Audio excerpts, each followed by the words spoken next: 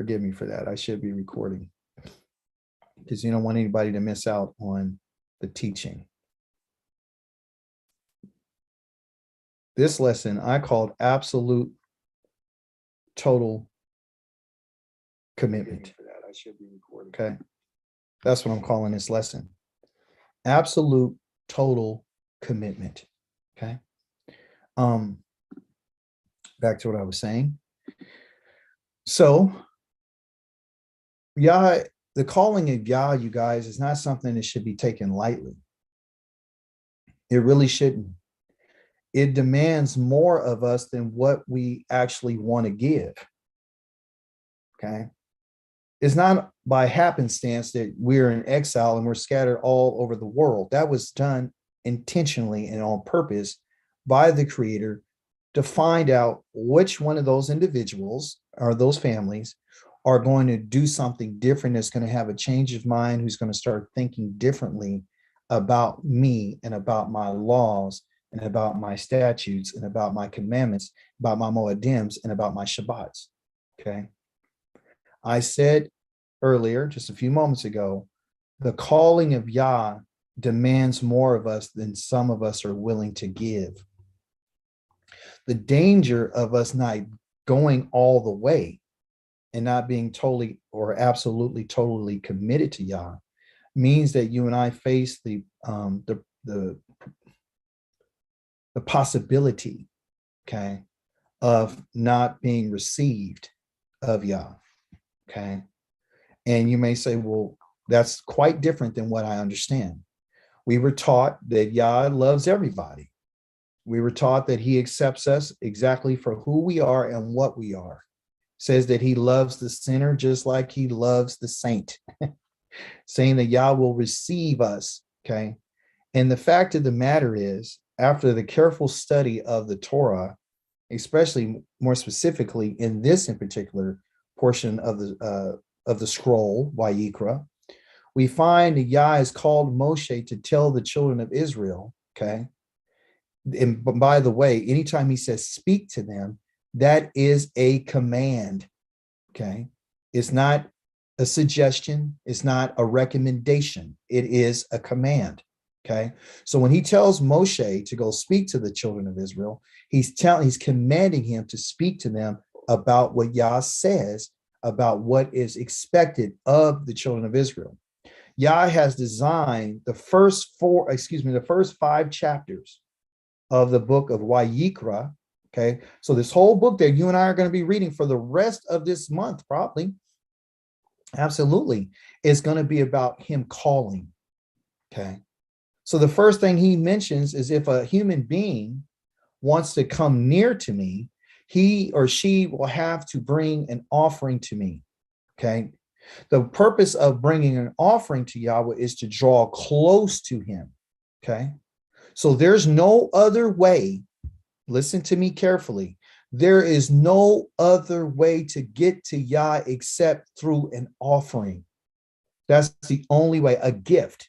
Okay. The idea is not behind killing something that brings you closer to him, which is the religious way of thinking about it.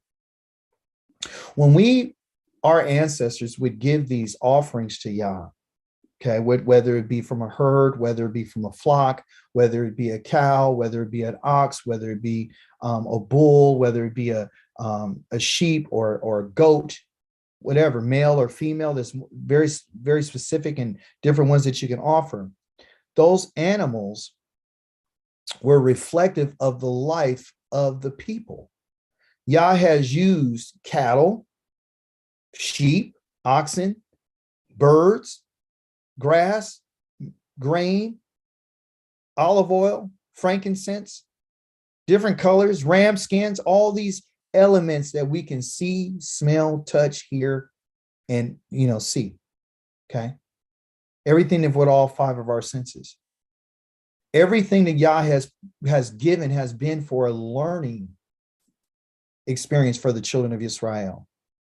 From raising crops to raising children to raising animals. Okay. And so it's a process. And anytime that we're involved in any type of endeavor, We're going to have to be absolutely, totally committed to that endeavor. The way for us to get there is by what we saw last week, Pakude, an accounting, by taking an account of ourselves, okay, which falls right into line about Yah calling us now to call Israel to draw near to him through the method of sacrifice, or what they would call offering, okay, which can be an animal or it could be plant life. It could be from wheat and flour. Okay, so if you read your Torah portion, you might see all these things about when they come here, and if the person does this, this is what they bring. There's 5 different offerings that Yah had specifically told Moshe to instruct the children of Israel what to bring those offerings. The first one is called an olah, okay, which is a burnt offering. Okay, the second offering was called a mincha, which is a meal offering. What they, in some translations, they call it a meat offering, M-E-A-T. That's absolutely wrong. Okay, let me pull up a screen right here so I can write some of this out for us. So you would say, well, you just said olah, but what is that?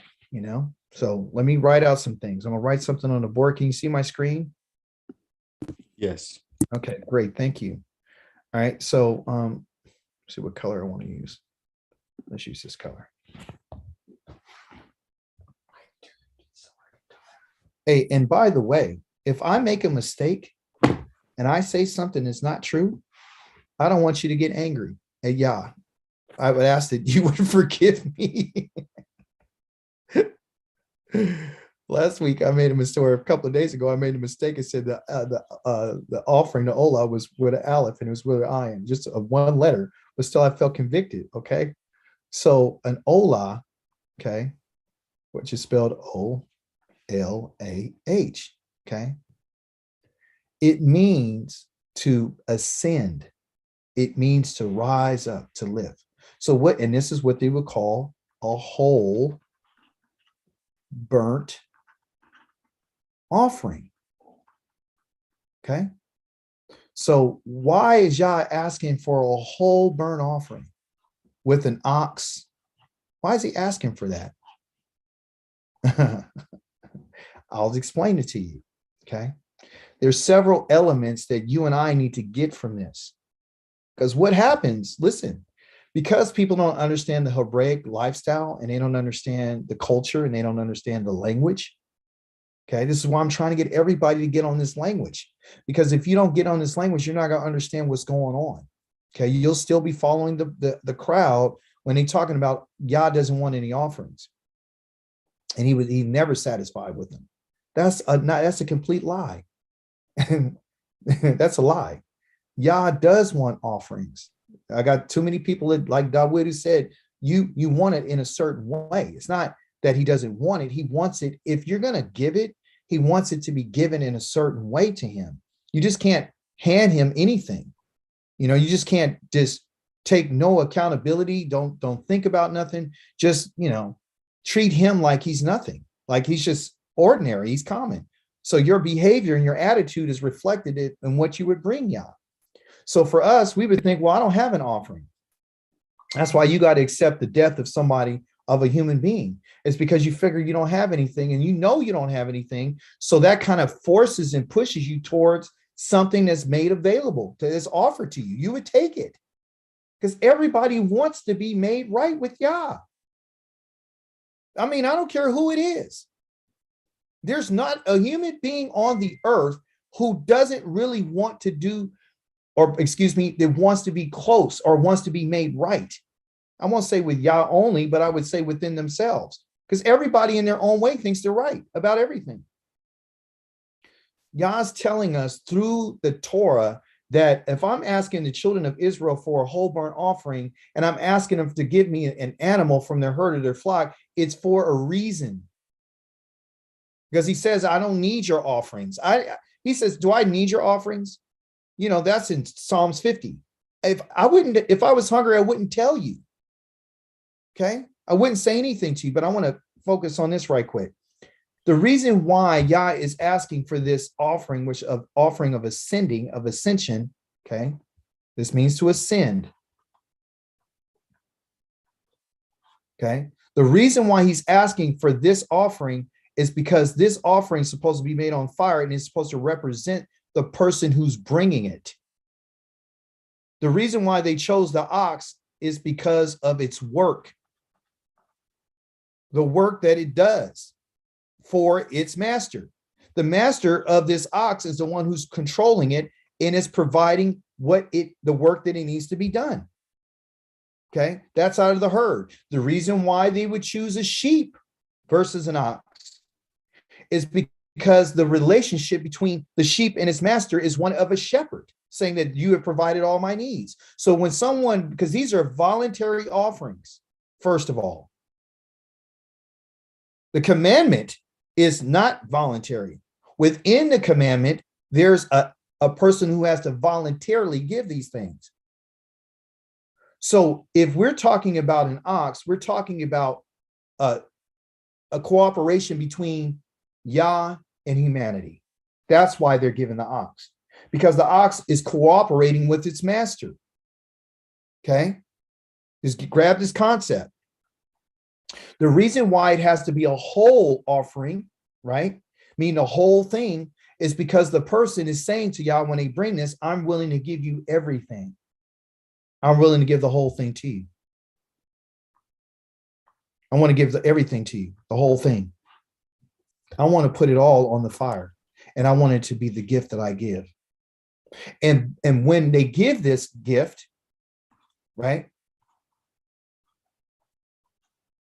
there's blood. And the blood represents the life. Because Yah says that the life of a person or the soul is in the blood. Yes, Azanya.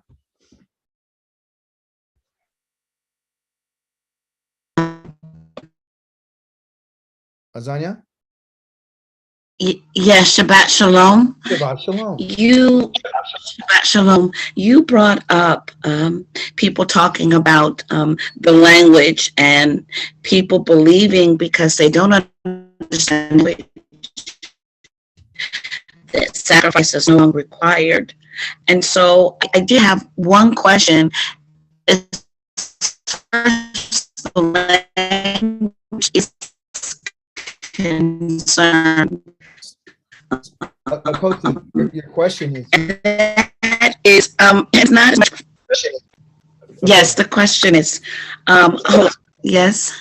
I'm sorry. Can you hear me? Yeah, you were breaking out real bad. So get to a place where I can hear you, because I didn't hear nothing you say. Go ahead. Oh, better now? No, I can't. Hey, put the question in. Okay, maybe I'll type the question in later because I don't want that. Okay. Okay, thank you. All right, so thank you guys for your patience. So the blood is representative of the life of this being. A lot of us would say, well, I'm not an animal, so how is this reflective? Well, an animal has a soul just like a human being. An animal was named by, well, who named the animals? Adam did.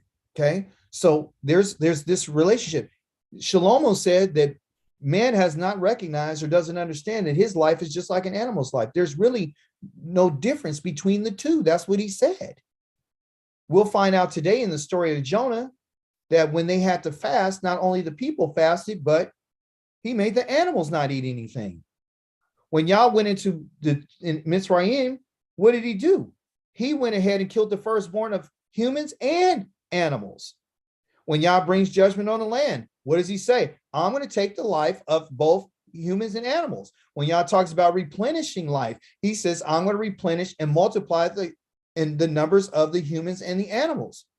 We share a lot of characteristics with animals, okay? More so domesticated animals rather than its counterpart, which is the kaya, which is the wild animals, the predators, okay?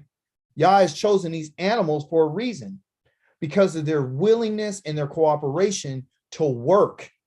with man. See, our relationship to the domestic animals is kind of like Yah's relationship to us.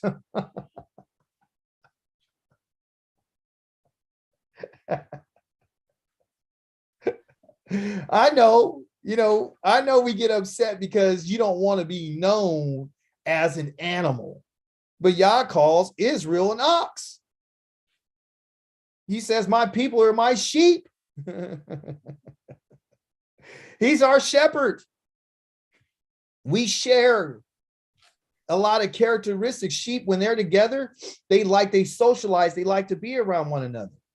And they'll do whatever the other one is doing. They follow each other all the time. They stay in groups. Okay. Herds. When Yah brought us out of Israel, we're like out of Egypt, excuse me. It was like him using Moshe to guide this big, herd, this drove of animals out of there, and had to bring them someplace to pasture land in order to talk to them and to start, teaching them how to live. The point of the Ola, you guys, is in order for us to ascend, you and I have to be able to give everything.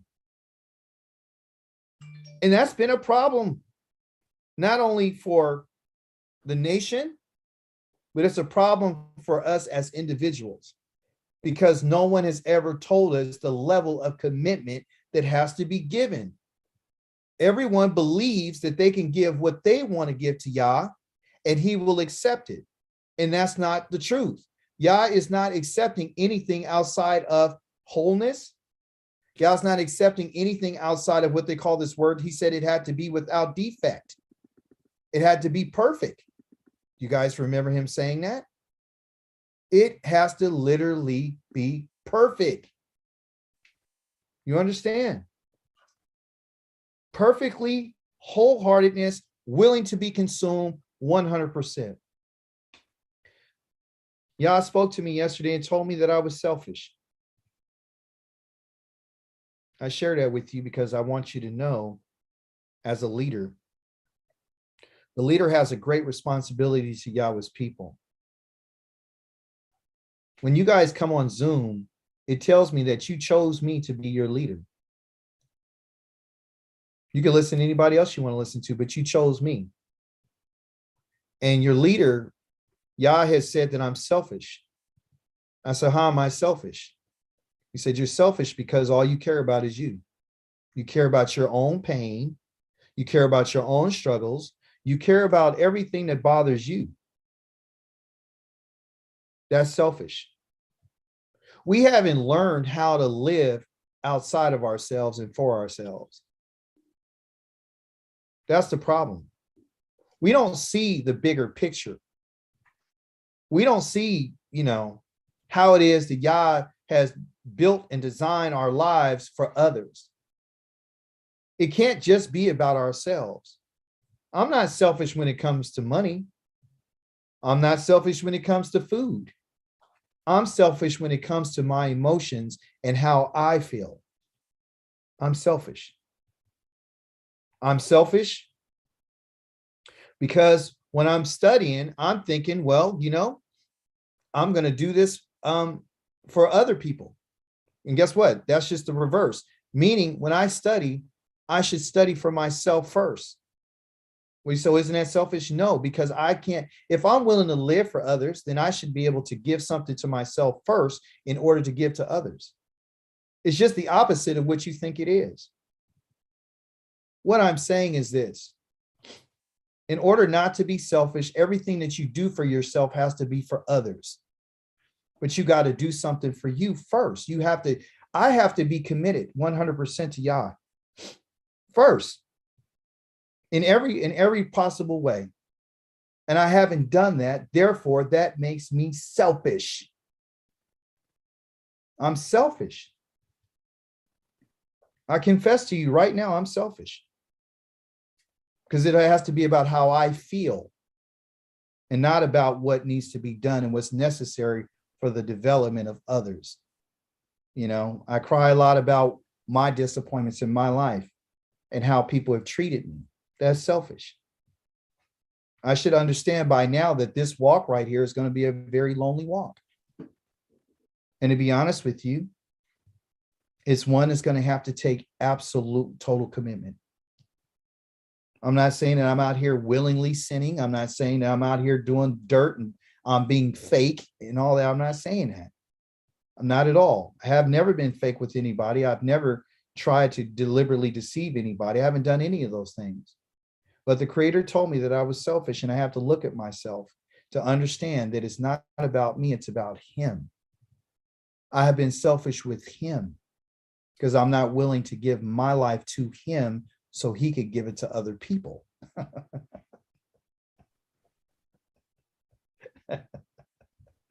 When the children of Israel were asked to bring these offerings to Yahweh, they had to understand what they were bringing. Yah had to be whole, and it had to be complete, and it had not to have been lame. It couldn't be blind. It meant that they had to take the time to set it apart. There was three processes that they went through when they brought these offerings to Yah. Okay. The first is that they had to select whether it was going to be from the herd or whether it was going to be from the flock. Okay. Two different things. Okay. In your herd situation there, you got your oxen, you got your excuse me, where's this going? You got your cows, you got your bulls, you got the big animals, right? Over here, you got your goats, you got your sheep. Come on, internet. You got your little rams, you know, you got your little lambs, you know, your male and females, both male and female on both sides. Okay. One is for work, and the other one over here for the flock is more of they're more dependent on you. Okay. So one is working for you, and the other one you're working for. Okay. So you're doing everything you can for them on this side, and over here they're doing the work that you need them to do.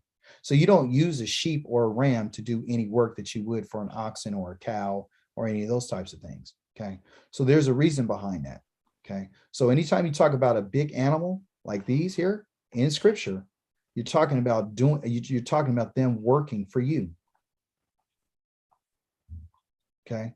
Over here in the flock, okay, you're working for them. Let's see. Okay, you're working for them. So one is what? One is gaining, and the other one is giving. Okay. Yah wants to use Israel for His work. There's work that Israel has to do, and we can find that in the book of Hosea, in chapter number 10. He talks about Ephraim as an ox for me, and Yehuda supposed to pull the plow. Okay, as a nation. If you notice, every time he talked in the Torah portion, he was making reference to the oxen for the whole community, for the whole nation. The nation's offering, and the Hagadol, the high priest, that's when he would use these big animals. Okay, because an ox represents strength, it represents power, and it represents work. Okay, when we talk about a sheep or a goat or a ram, okay, we're talking about the leaders, the individuals, okay, in which they are the ones who you have to do the work for. Like, for example, a ram is representative of a leader, and you see that in chapter number 4 and 5 of Leviticus, that says that when a leader makes a mistake, he's supposed to bring one of these animals. He's supposed to bring a ram. Okay, that's what he's supposed to bring if he makes a mistake, because he's the one who's supposed to be working for the community. Okay, so that's what we have. We have a giving and we have a gaining. All right, but overall, Yah is still looking for us to do this work for Him, to give ourselves completely to Him, and that's where we're having some challenges. Okay, let me go ahead and read for us right quick. I'm going to answer this question. The question was from, I'm going to try to see if I can see that. Now that we have returned to the Holy One, the Kadosh One, and are now fluent in Hebrew, how do we respond to Hosea 2:17 and assume not literally? Okay, that's a good question. So the question is, now that we have returned to the Kadosh one and are now fluent in the Hebrew, how do we respond to Hosea 2:17? Okay. And then not assume not literally. So let's go look at that right quick. Let's answer that question before we move on in our study. And I'm here to answer questions. I'll try to fit it into the lesson I have laid out, but this is important because I mentioned it. So let's see. 2:17, Hosea. I know just off top without even going here, Hosea is dealing with this wife that Yah has called to be a whore. Her name is Gomer, or she's the daughter of Gomer. And yeah, I think her name is Gomer. And she has children. And some of these children are by her and by him, by Hosea, and others are not. So in some cases, he says that you're my people, and others he says you're not my people. But let's figure it out right quick. Hosea chapter number 2, verse number 17. All right. All right. So what we got here? All right. Let's get context. Let's get context. It's not good to study and read one verse. That's one of the rules I want you guys to understand. Okay. It's not good to take one verse and say, well, what does this mean? This one verse, unless you're able to get the full context of that in particular verse. For example, and I thank you, Sister Koti, for bringing this out, because that's a good point for us to make right now. So I appreciate your question. Let me show you right quick what I'm talking about, so we don't make this mistake. Hosea. And again, you guys, we're not in a church service, so you get to ask questions. We're here to learn. Something you don't know, you should ask. 2:17. So let's go there right quick. I'm going to bring up the Hebrew because I want us to fully understand. Okay.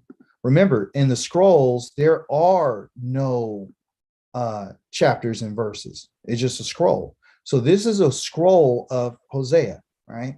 So in the scroll, she says, well, let's go to 17. So what I'm going to look for, the first thing I'm going to look for when someone asks a question like that is, I'm going to go look and see if this verse is part of other verses, okay? So remember, I told you at the end of every topic in the Hebrew language, you're going to find what they call a putukah, which means, this means a mouth, okay? A pay, that's that letter right there. And a pay means what? Like a pause. Your mouth. Pause. Your mouth. Yeah, a mouth. Okay, that's what your pay is. That's how you say mouth in Hebrew. So what do you do with your mouth? Open. Open. So now this letter right here is telling us that now we're open to another topic. Okay. So verse number, what they got, line number 14 is the end, because now there's a new beginning. You see? So 14 says, 13, let me see, is it 13? 13 is the end of that teaching. Okay. 14 is the beginning of a new teaching. Okay. So this is why we're going to begin right here. And they got it titled Elohim's Mercy to Israel. Okay. So now that we know that we don't start in 17, let's start in 14 to get context. So in 14, it says this, but now I'm going to woo her. Who is wife, right? Israel, right? I'm going to woo her. I will bring her out of the desert, and I will bring her out to the desert, and I will speak to her heart. I will give her vineyards from there, and the Achor Valley as the gateway to hope. She will respond there as she did when she was young, as she did when she came out of Egypt. Okay. So far it's talking about Yah bringing us out somewhere to the desert to what? To woo her, to bring her back out to him so he can speak to her again, okay, like he did when he brought her out of Mizraim. On that day, what day? The day that he brings her out to the desert, says Yahweh, I'm sorry for everything moving, that's the internet. You will call me Ishi, okay? And they put right there in the brackets, my husband, which they're interpreting for us what that word Ishi means, which is my husband. Ish is husband and E means my. You will.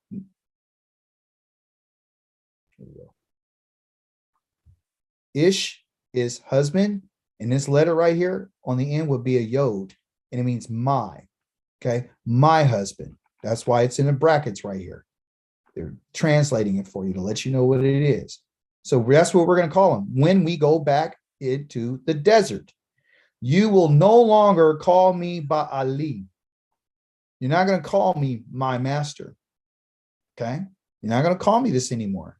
Baal means not master only, but it means Lord.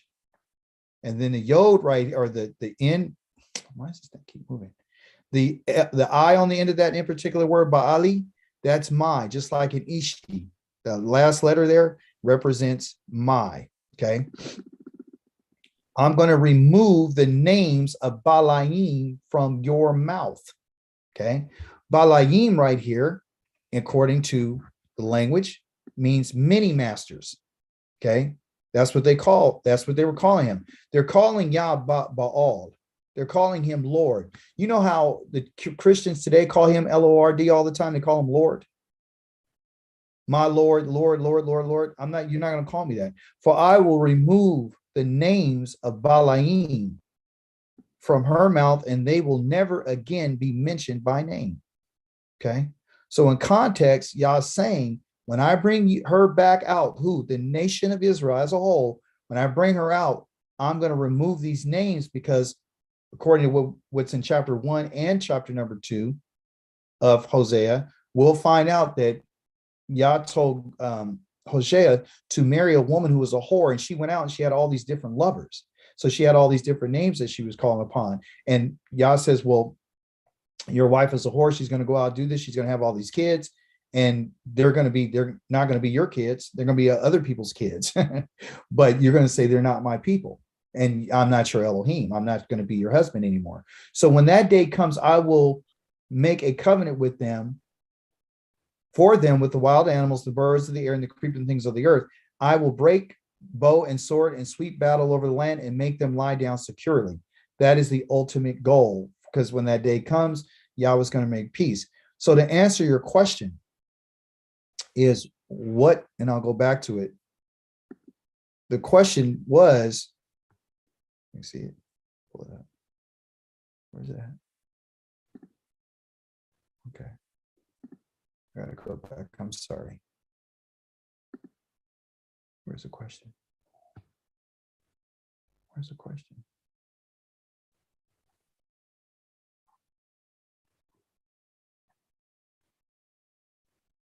Oh.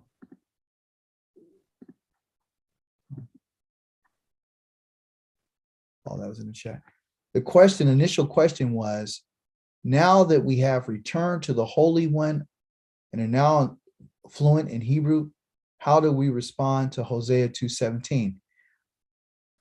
I assume not literally. I'm kind of lost now in particular question.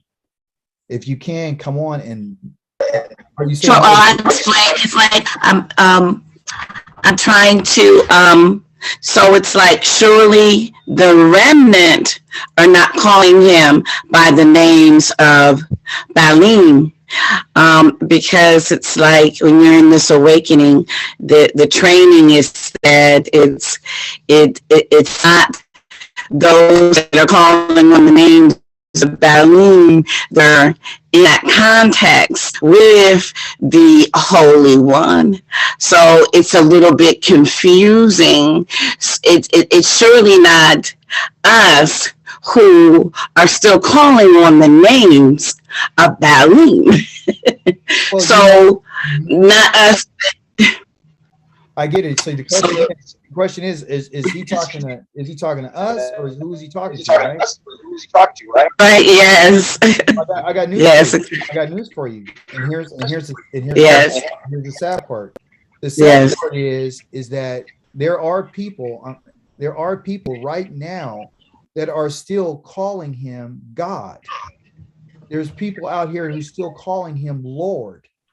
There's still people out here calling him by other names that isn't his name. And these are people, and you can look on different websites, and I'm not going to try to put anybody on blast, but I have to. DCB, they still call him God. They still call him Lord. They still call him all these different things. Yah's saying that he got to take those names out of their mouth, okay? Because what it is that right now, they're calling upon other names, that which is profanation to him, okay? That's a whole nother thing that we can open up later. But in terms of how does it reflect in our language and our culture in which we're learning today, what we're learning is we're learning how to show respect unto Yahweh's name. That's why we're learning the language. Is so you and I could be the ones who could say, you know what? And even though we do know his name, doesn't mean that we're still not profaning it, unfortunately. Because he says, profanation in my name is where you live and what you say and what you eat and what you think. Yes, Koti Rivkwa.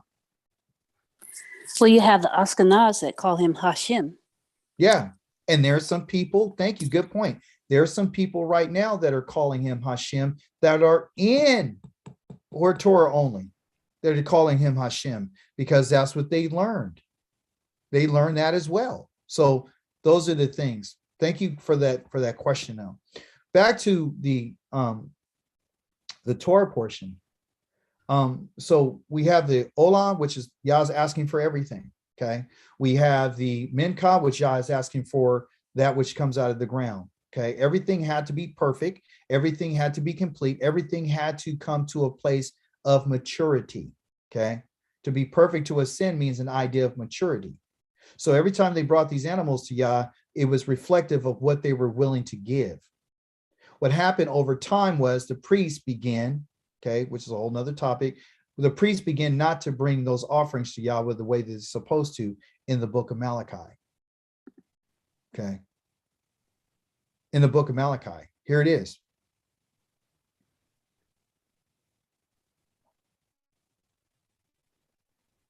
He says this: a son honors his father and a servant his master. But he says, but if I'm a father, then where's my honor due me? Where's it at? And if I'm a master, where is the respect that's due to me? Says Yahweh Zavaoth to the Kohanim who despise my name. You ask, how do we despising your name?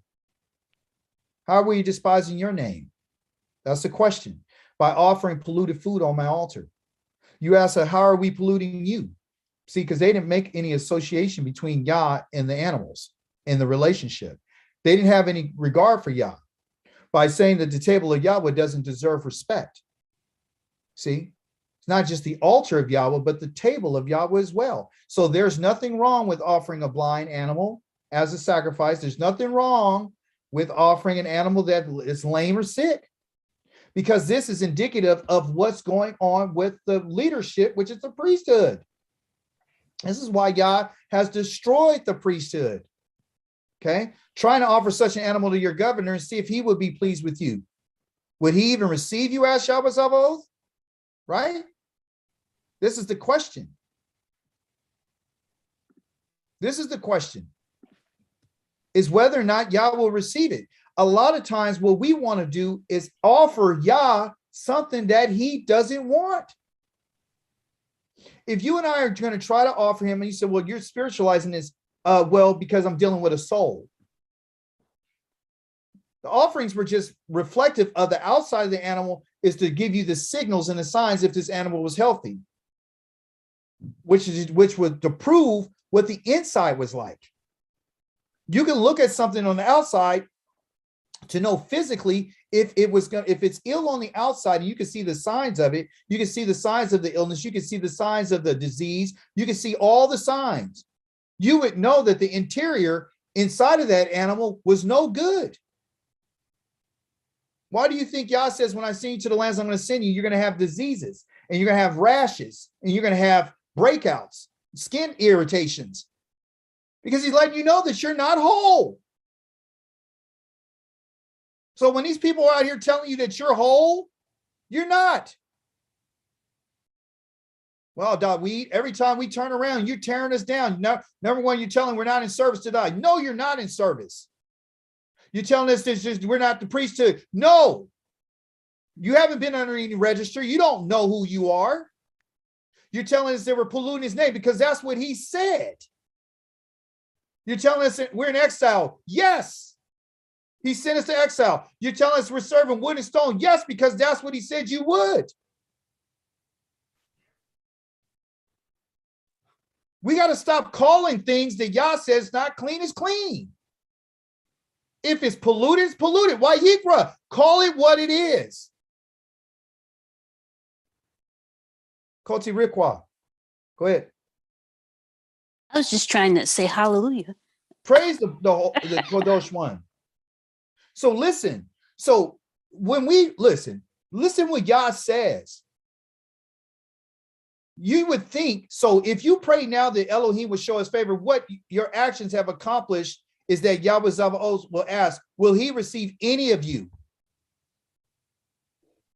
We want Yah to receive us because we're his people. I'm trying to tell you right now that Yah is not going to receive anything that's not whole and it's not complete. Well, where you get that from? Deuteronomy chapter number 30. That when you were in the land of your exile and the countries where I've driven you and you start thinking about what's happened to you, that you would decide to turn to Yah wholeheartedly.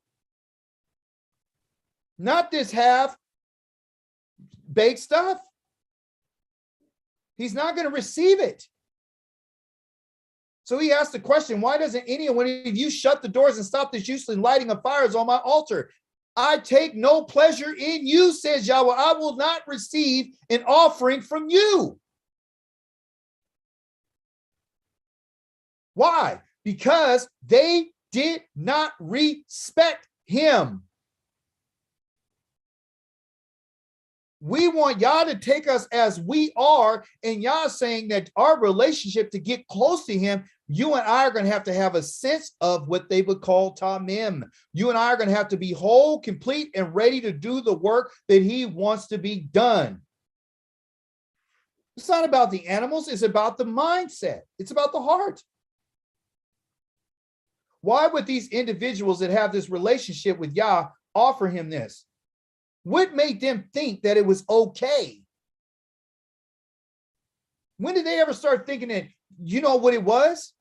Is that if they're offering him an animal that's blind, that's lame, that can't walk, can't do any of these things, that means that they believe that Yah can't see. Yah was able to see the animals in their state, which was exactly the identical reflection of what the people were. The people that received the offerings, which were the Leviim, were the ones who were to go to the people and get the animal and bring the animal, chop it up and bring it to the priest, and the priest is supposed to offer it. So it's what I talked about, I didn't get to, but it's these three different stages. The animals have to be selected first. For what? For Kadosh, to be set apart. That's the first stage that it goes through. Second stage is that the Leviim is supposed to come and inspect it. It's like quality control. Then they would go through it. Then they didn't even figure out if it's okay. Then it would go to the Kohanim. So you're telling me from the time that it left the herd and the flock all the way to the time that it got to the temple, then nobody took the time to inspect it and to examine it? You know why? Because they didn't care about what Yahweh thought about it, because they still didn't understand that this animal is reflective of our lives. I'm asking for a whole offering because I want your whole life. I don't want part of your life. I want your whole entire life.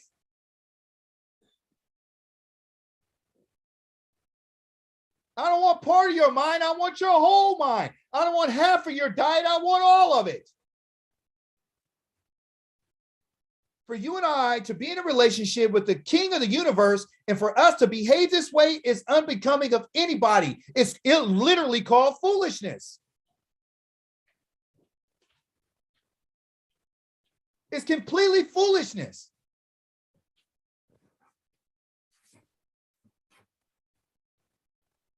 Yah goes on and says that anybody that offers him something that is defiled, let that person be cursed.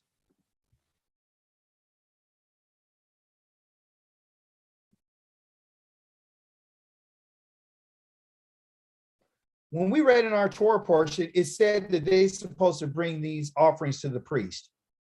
Yah is telling us that the only way that Israel can ever get to him is through his priesthood. That's it. That's it. That's Ezekiel. You want to find is Ezekiel 44, 45, all the way to the end. And their job is to teach the children of Israel the difference between clean and unclean, pure and impurity. Yah's asking for us to illuminate. He's asking for us to ascend. He's asking us to bring and to be committed. When we are doing what Yah asks us to do, that's when you and I are going to have the happiest life ever. Happiness for us is how close we are to Yahweh. Closeness is determined and attained only by the Torah. You want to be close to Yah, you got to follow the commandment. You have to follow the commandment. And Wayikra is not just this calling of Yah on to us, but it's also a proclamation to others. And I got to share that with you because I only have so much time. There's a man by the name of Jonah. They call him Jonah. Okay. This came to me when I was reading the Torah portion this week. One of the offerings that was made was a Jonah. When they said a dove, that was what Jonah's name means. Jonah's name means dove. Right here.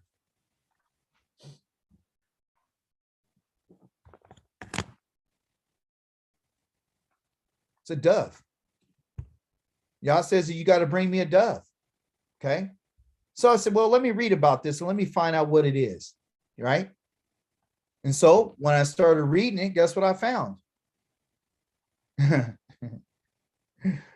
what I found out. It's connected to the Torah portion. That's the beauty of the Torah. When he gives you the name of an animal, right? He's letting you know what it is. And he says, go read Jonah and you'll find out what Wayikra really means. Okay. So I'm going to do a little speed reading. We're reading from right to left. We're going to get a little Hebrew in here too. When I talk about reading from right to left, you just got to follow it. And sometimes it's going to make sense when you read it. And sometimes it's not. Because you're going to be like, and came the word of Yahweh to Jonah. Okay. Okay. And sometimes I might say, and he, because that's what it is, a third person masculine singular right here. I might add what it really is, which is this Yod.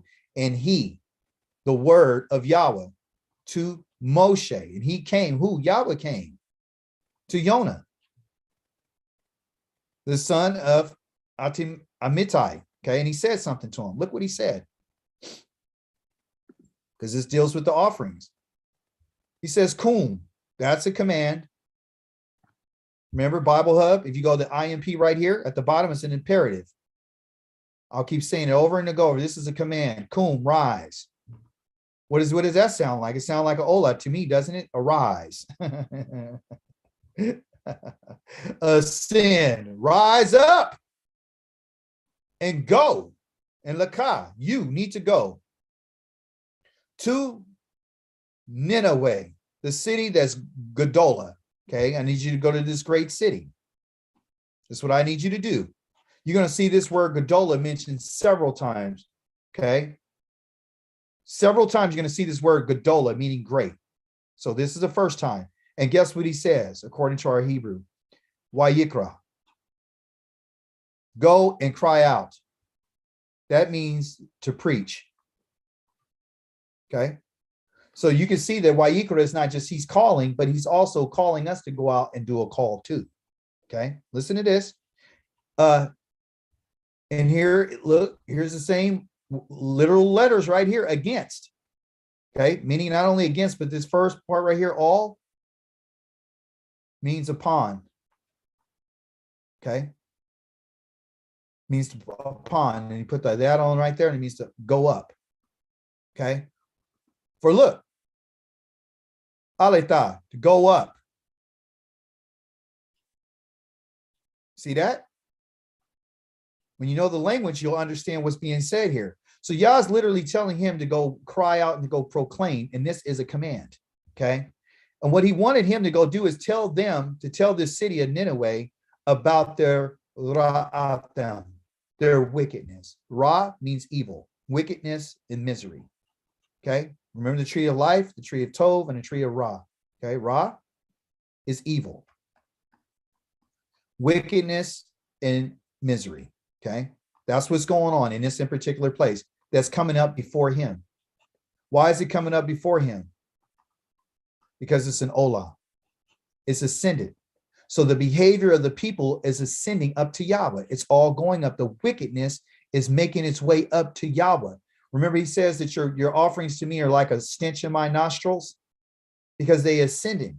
So everything that you and I do, listen carefully, Israel, everything that we do, every part of our actions and behaviors, Yah sees and hears and smells.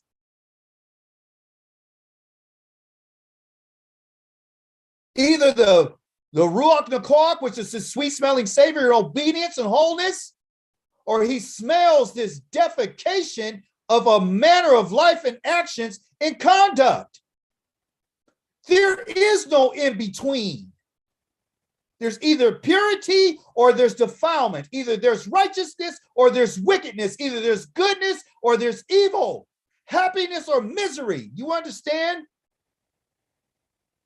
Clean and unclean. There is no in between.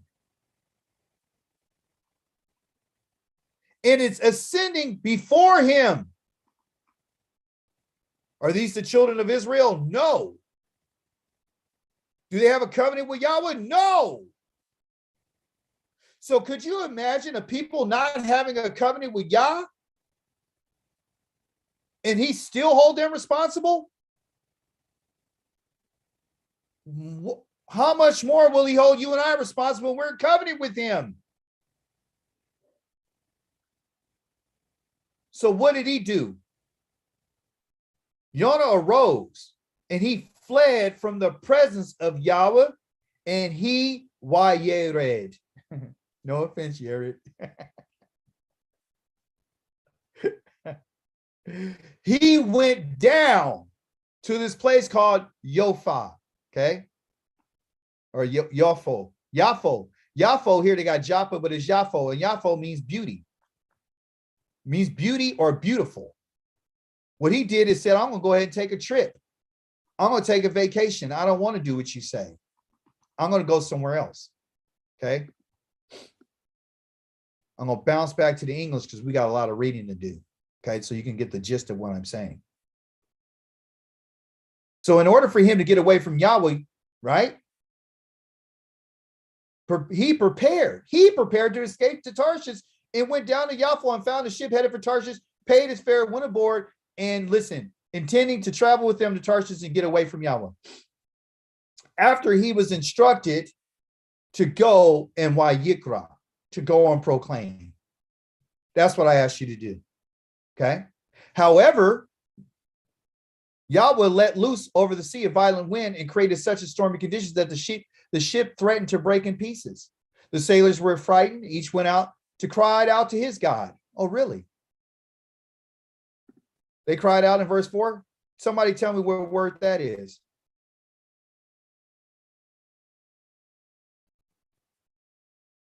What's your word of the week?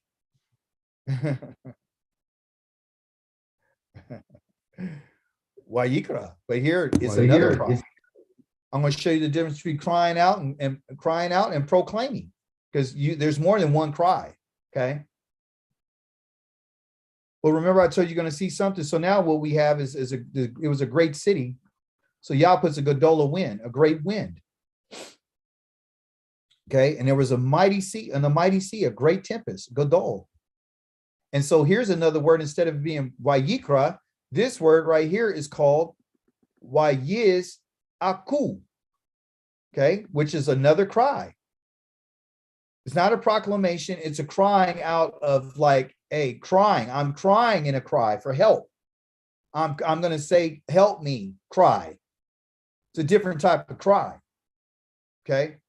So there's several different types of cries. There's a crying out of making a proclamation. There's a cry of crying out for help. There's another cry, sobbing and moaning, that different type of cry. These people weren't moaning. They were screaming for help. Okay. Well, what does this have to do with the Torah portion? Let me continue. The sailors were frightened. Each cried out to his God. They threw cargo overboard to make the ship easier for them to control. Meanwhile, Jonah had gone below into the hole where he lay fast asleep. What story does this sound like? For you who love New Testament. who? Yes, it's the same identical story. But also, it's not only a story for JC, but it's a story for Paul. Remember, he was on a ship and the ship had waves and it was about to crash. And yeah, everybody asked to, hey, throw everything off aboard, blah, blah, blah, blah, blah, blah, blah. Remember? This is where they get the story. The ship's captain found him and said to him, what do you mean by sleeping? Get up. Verse number 6, and call on your God, your God. Verse number 6 right here. The captain's asking him to what? Listen to this. Remember in our Torah portion, there was a word called Wayikrav. Listen, right here. What is that one? Well, you got the Kof, the Resh, and the Bet. And that means to draw near or to come close. That's the same word that's used probably about over 25 times in our Torah portion. It's right there. So this in particular, captain's asking him, let's go draw near to your Elohim. Okay, so he drew near to him so he can ask him to call out. Listen, get close, go near and approach. Approach. So this captain came to what? Approach him. Everything has to do with our approach, folks. Listen, what's this thing will work?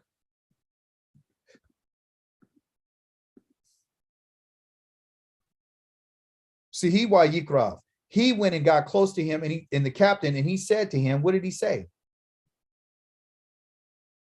He asked him, why are you asleep? Arise, kum. Isn't this not the commandment that Yah told? Listen to this. Did not Yahweh say to Jonah, what did he tell him? You know, the first thing he told Jonah?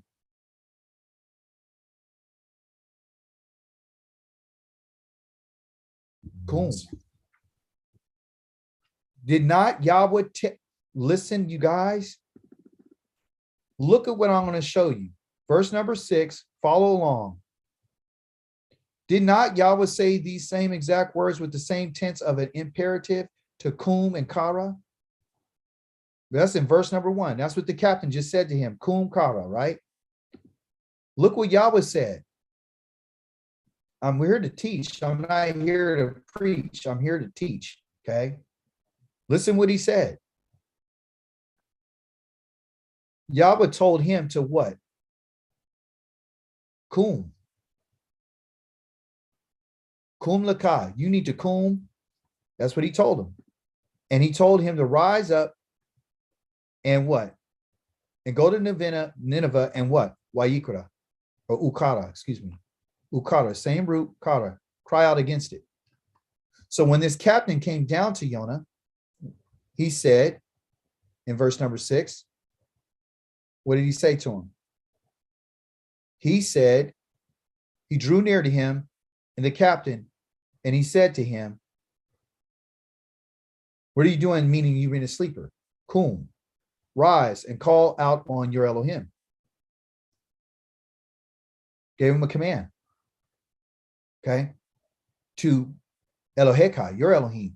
And perhaps your Elohim will consider that he would take it into account and not kill us all, right? Listen.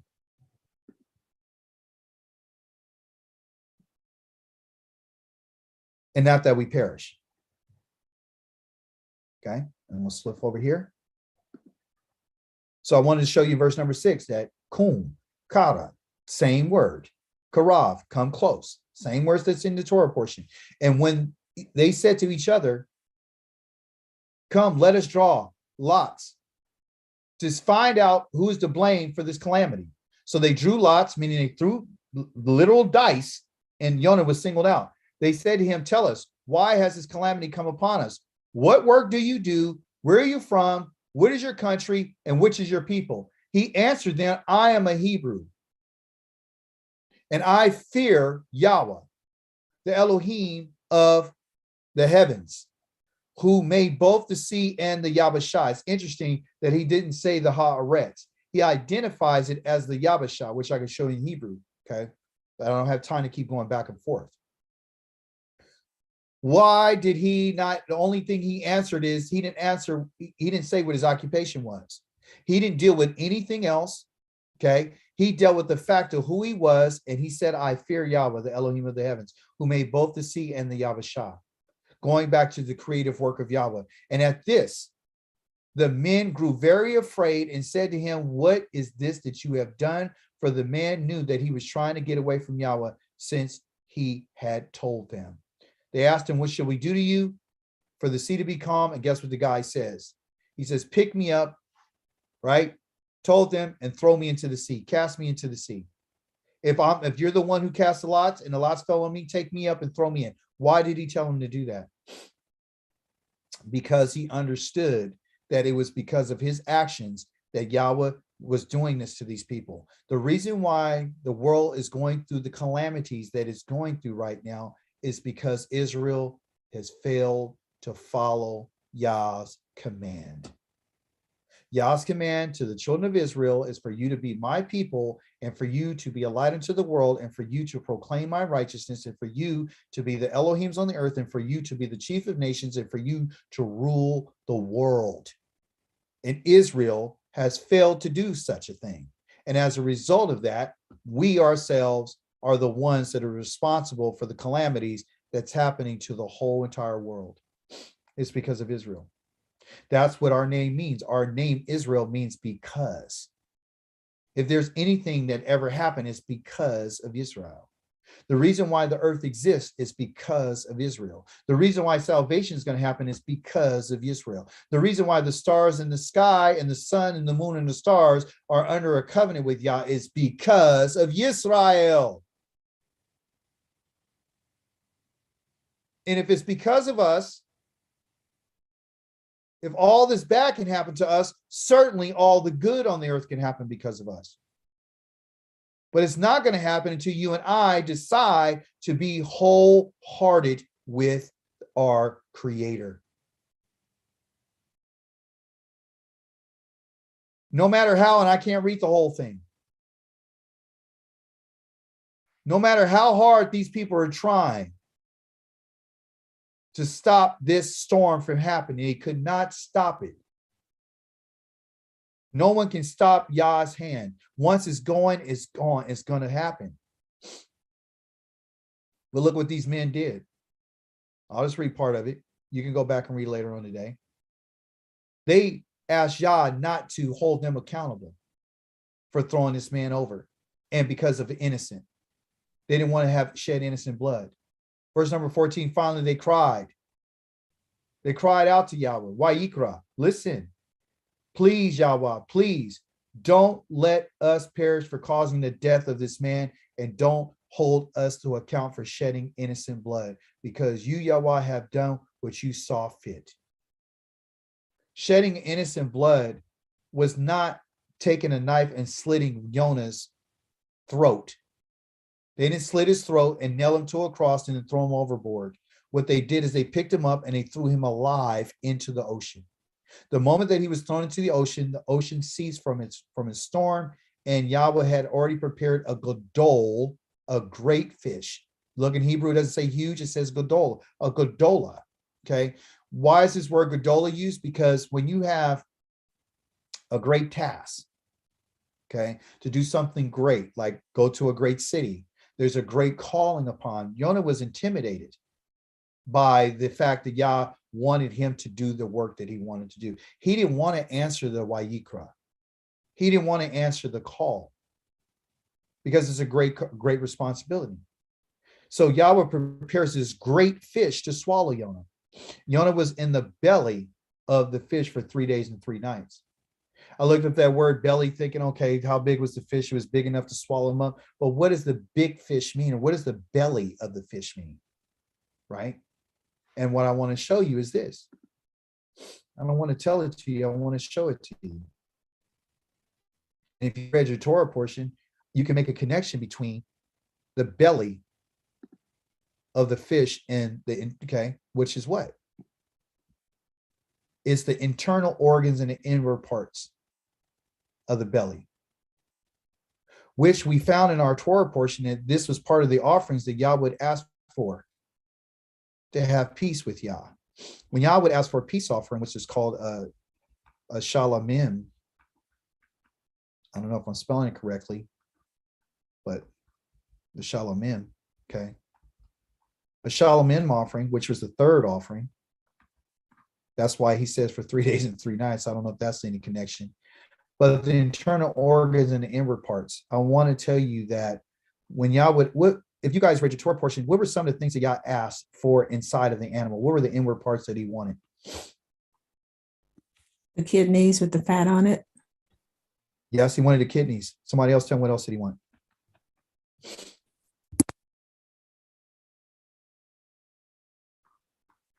He wanted the liver and the fat.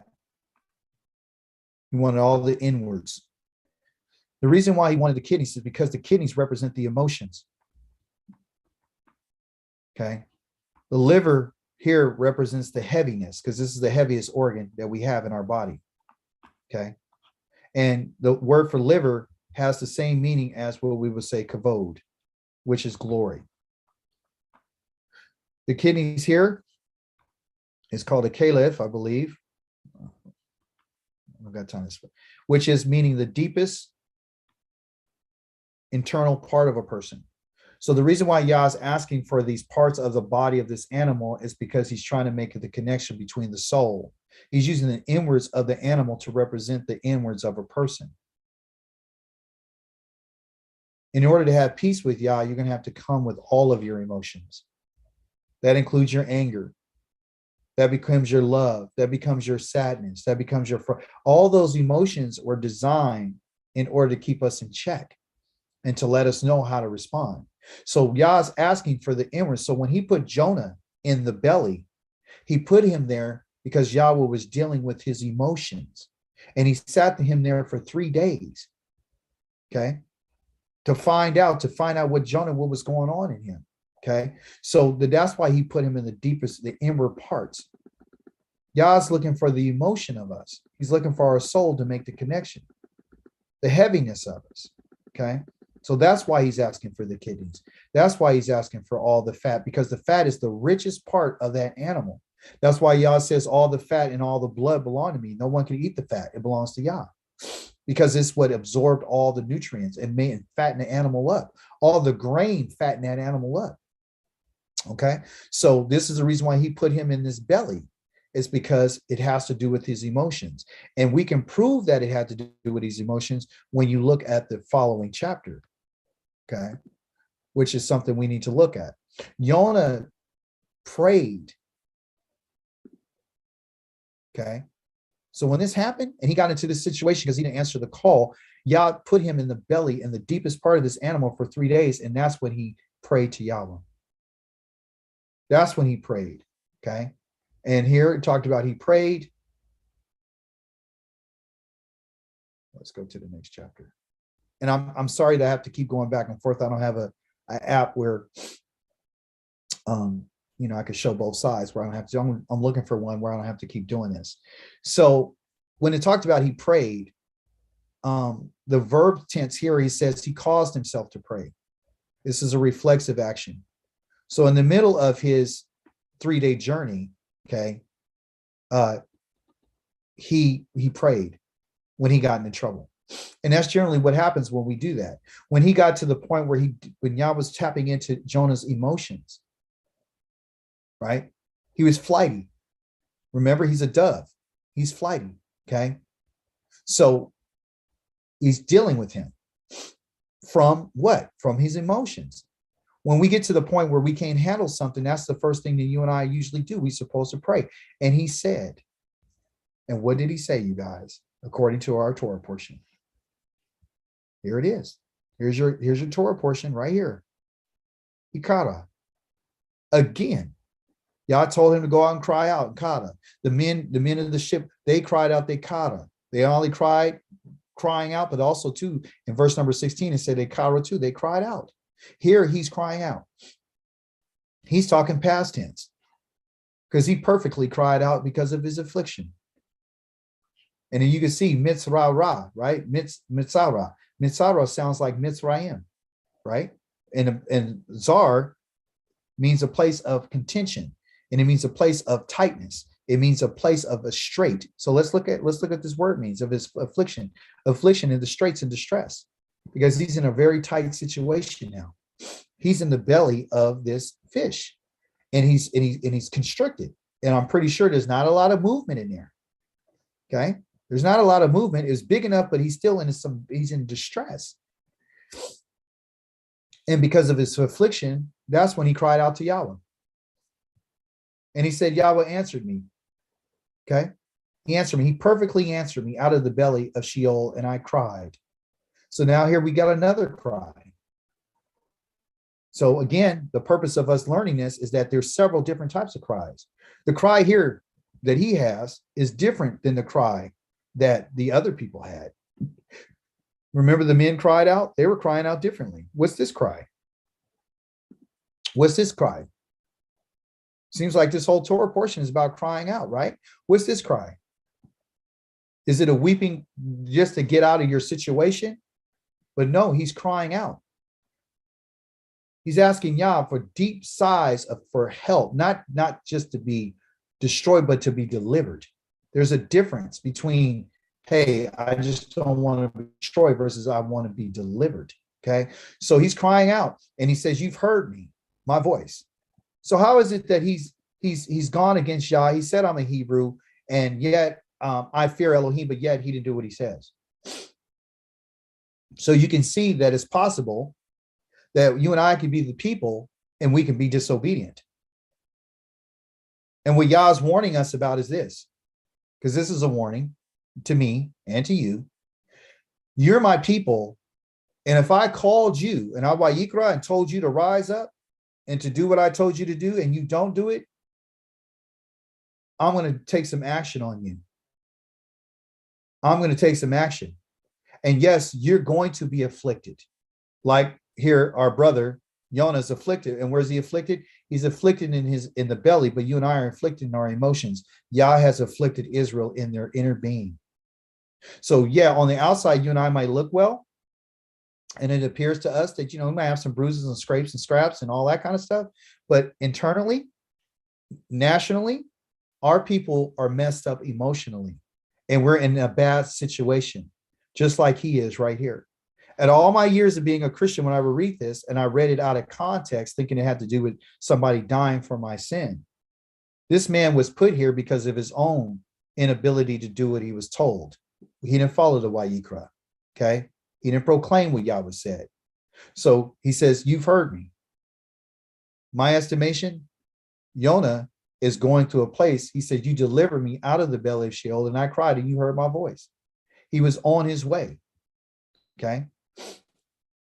I got a question. Raised hand, yes. I can't hear you. Yeah. Would you liken that to our captivity here? It's like Yah has put us into this captivity or this distress, and now we're starting to cry out as a nation. Yes, that's exactly in our distress. Because remember, go ahead. It's totally different.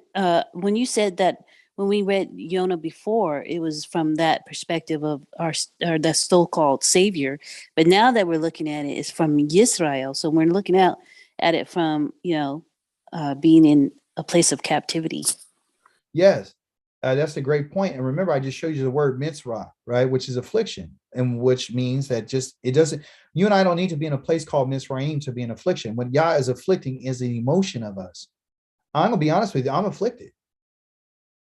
I'm not conflicted. I'm afflicted. Okay. I'm afflicted. And that's what it is. But listen, I'm going to speed this up a little bit faster. I'm going to turn it up a little bit. He says, I thought that I had been banished from your sight. It's going to be like Israel. But again, I will look again at your holy temple. That's the goal. The water surrounded me and threatened my life. The deep closed over me and seaweed twined around my head. I was going down to the bottom of the mountains to a land whose bars would close me over. Okay, I mean, close me in forever.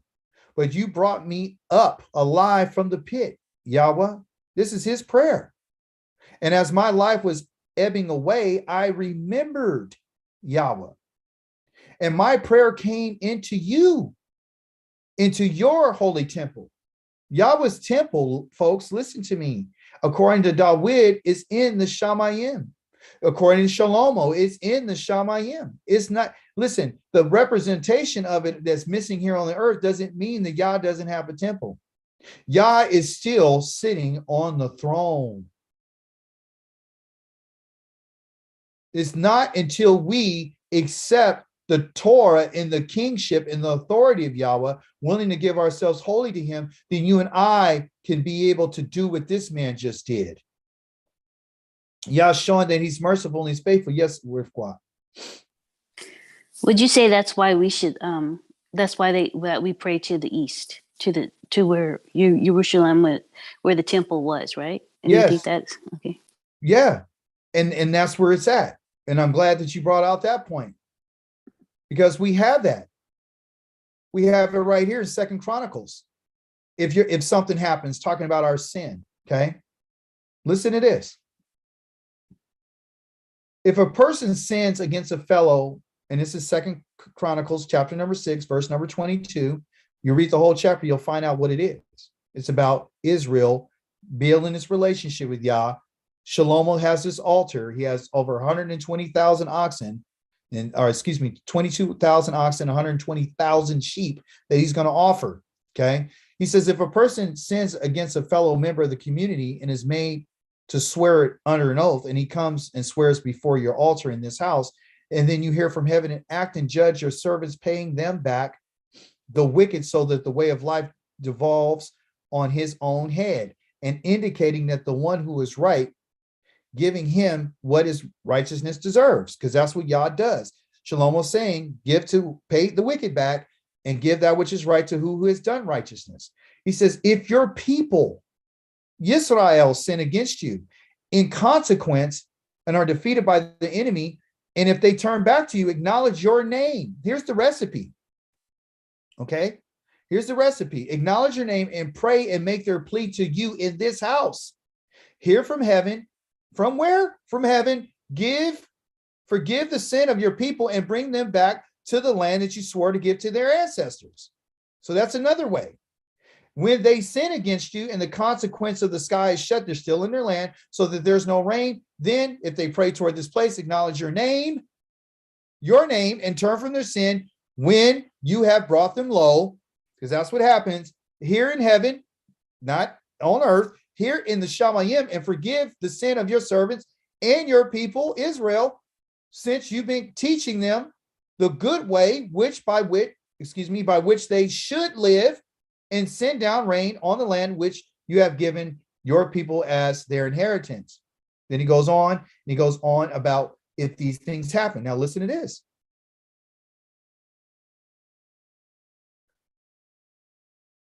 I want to start right here. 36, because I just want to get to, I only got a certain amount of time. If they sin against you, who? Israel. For there is no one who doesn't sin. And you are angry with them and hand them over to the enemy so that they carry them off to a land far away or nearby. all the other verses, you guys, prior to this was talking about what would happen in their own land. Now he's saying if you're taken captive, okay, then if they come to their senses, that means start thinking in the land where they have been carried away captive and turn back, shuv, and make their plea to you in the land that they're in, where they're being held captive. Listen, I tell people all the time, you have been kidnapped. And the people that you're looking for to teach you and to help you are the people that kidnapped you. We're being kidnapped. You're a captive. I don't care if you think you're free. I don't care if you got a good job. I don't care what kind of car you drive. You are a captive. Saying we sin. This is what we have to do. We sin. We acted wrongly. We behaved wickedly. That's all you got to say. We sinned, we acted wrongly, and we behaved wickedly. If in the land where they were brought and being held captive, they return to you with all. You guys know this is one of my favorite words. You got to know this by now. Somebody tell me why all is my favorite word. Why is all my favorite word? How do you say it in Hebrew? Do you remember?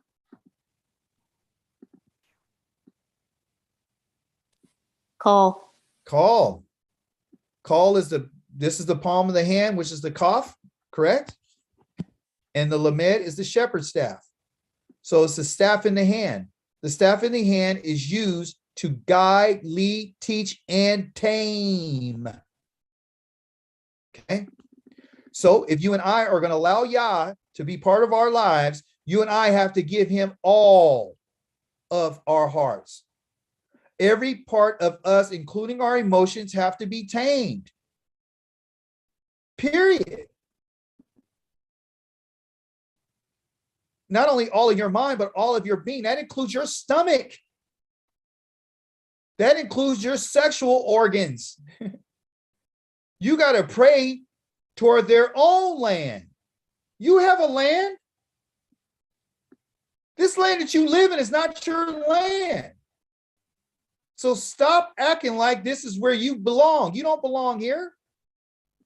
This is not where you and I belong. We belong in our own land. That doesn't mean anything to anybody right now,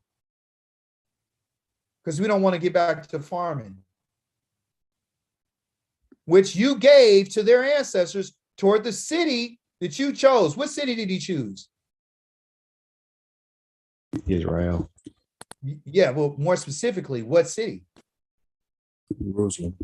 Jerusalem. Okay. And the house that I built for your name. The house wasn't built for anybody else. It was built for Yahweh's name.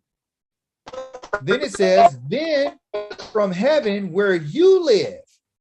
Yah lives in the Shamayim. Hear their prayer and their pleas and uphold their cause and forgive your people who have sinned against you.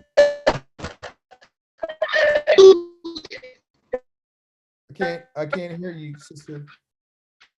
Shabbat shalom. Koti. Put your question inside the chat box, anybody. I can't hear you. Thank you. I can't hear you. This bad connection, unfortunately. So you're right. You're absolutely right. Go ahead, Koti Kwa. I was just noticing. Yeah, I was just saying that, and a lot of people are saying that this is not, that we were already here when we got here, and there's a just about us being here. Regardless, if we were here, we still came from Israel. So it doesn't matter if when we got here in 1619 versus prior to that, we still all came. This not already got here. I'm getting a lot of feedback. Can everybody make sure that because we haven't recorded, so it's kind of hard to hear. Okay, I'm sorry for that, Akoti. So what Yah is trying to tell us, you guys, is that all of us are sinners. And the question you may ask, well, how? Okay, Doug, we're talking about bringing these offerings to Yah. So how do we do this? You know, do we do like Jonah and run off from what he said, or what do we do? You know, do we have to go into a place of a belly of distress before we get it? And the answer to that is yes. Yah uses affliction to deliver the afflicted. No. Hello? I'm getting some feedback on a couple of people. Make sure you're on mute, everyone, because it interrupts the study and kind of throws me off here a little bit. All right. So that's what he's asking. So what do we do? That's what you want to leave with. How do we do it? Well, here's the answer. The answer to that is for us to do what Jonah did. What did he do? I'm going to tell you what he did. In chapter number 3, well, let me finish this. 7 says, as my life was ebbing away, I remembered Yahweh, my prayer came into you, into your holy temple, which is in the Shamayim.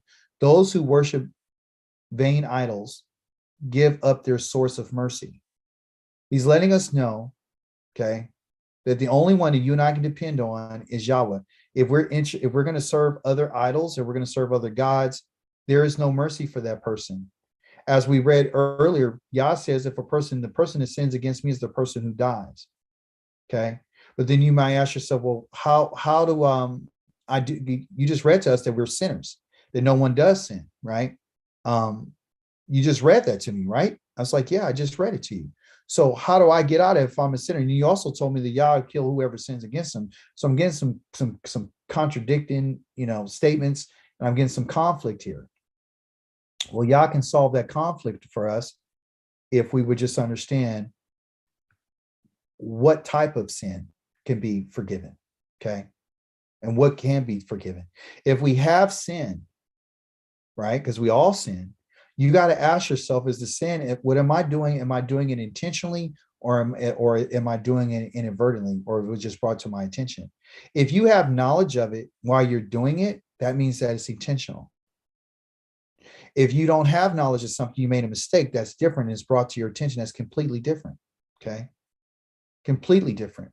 Look what Yahweh says in chapter number 5, dealing with this in particular offering called, not the sin offering. We didn't go over the sin offering. You'll read it, chapter 4, it talks about sin. This in particular one is called an ashame. An ashame offering, okay? And an ashame offering is this. It says, if a person who is a witness sworn to testify, meaning they're under oath, and they sin by refusing, okay, because that's the sin. The sin is refusing to tell what he has seen or heard about a matter. He must bear the consequences of that in particular sin.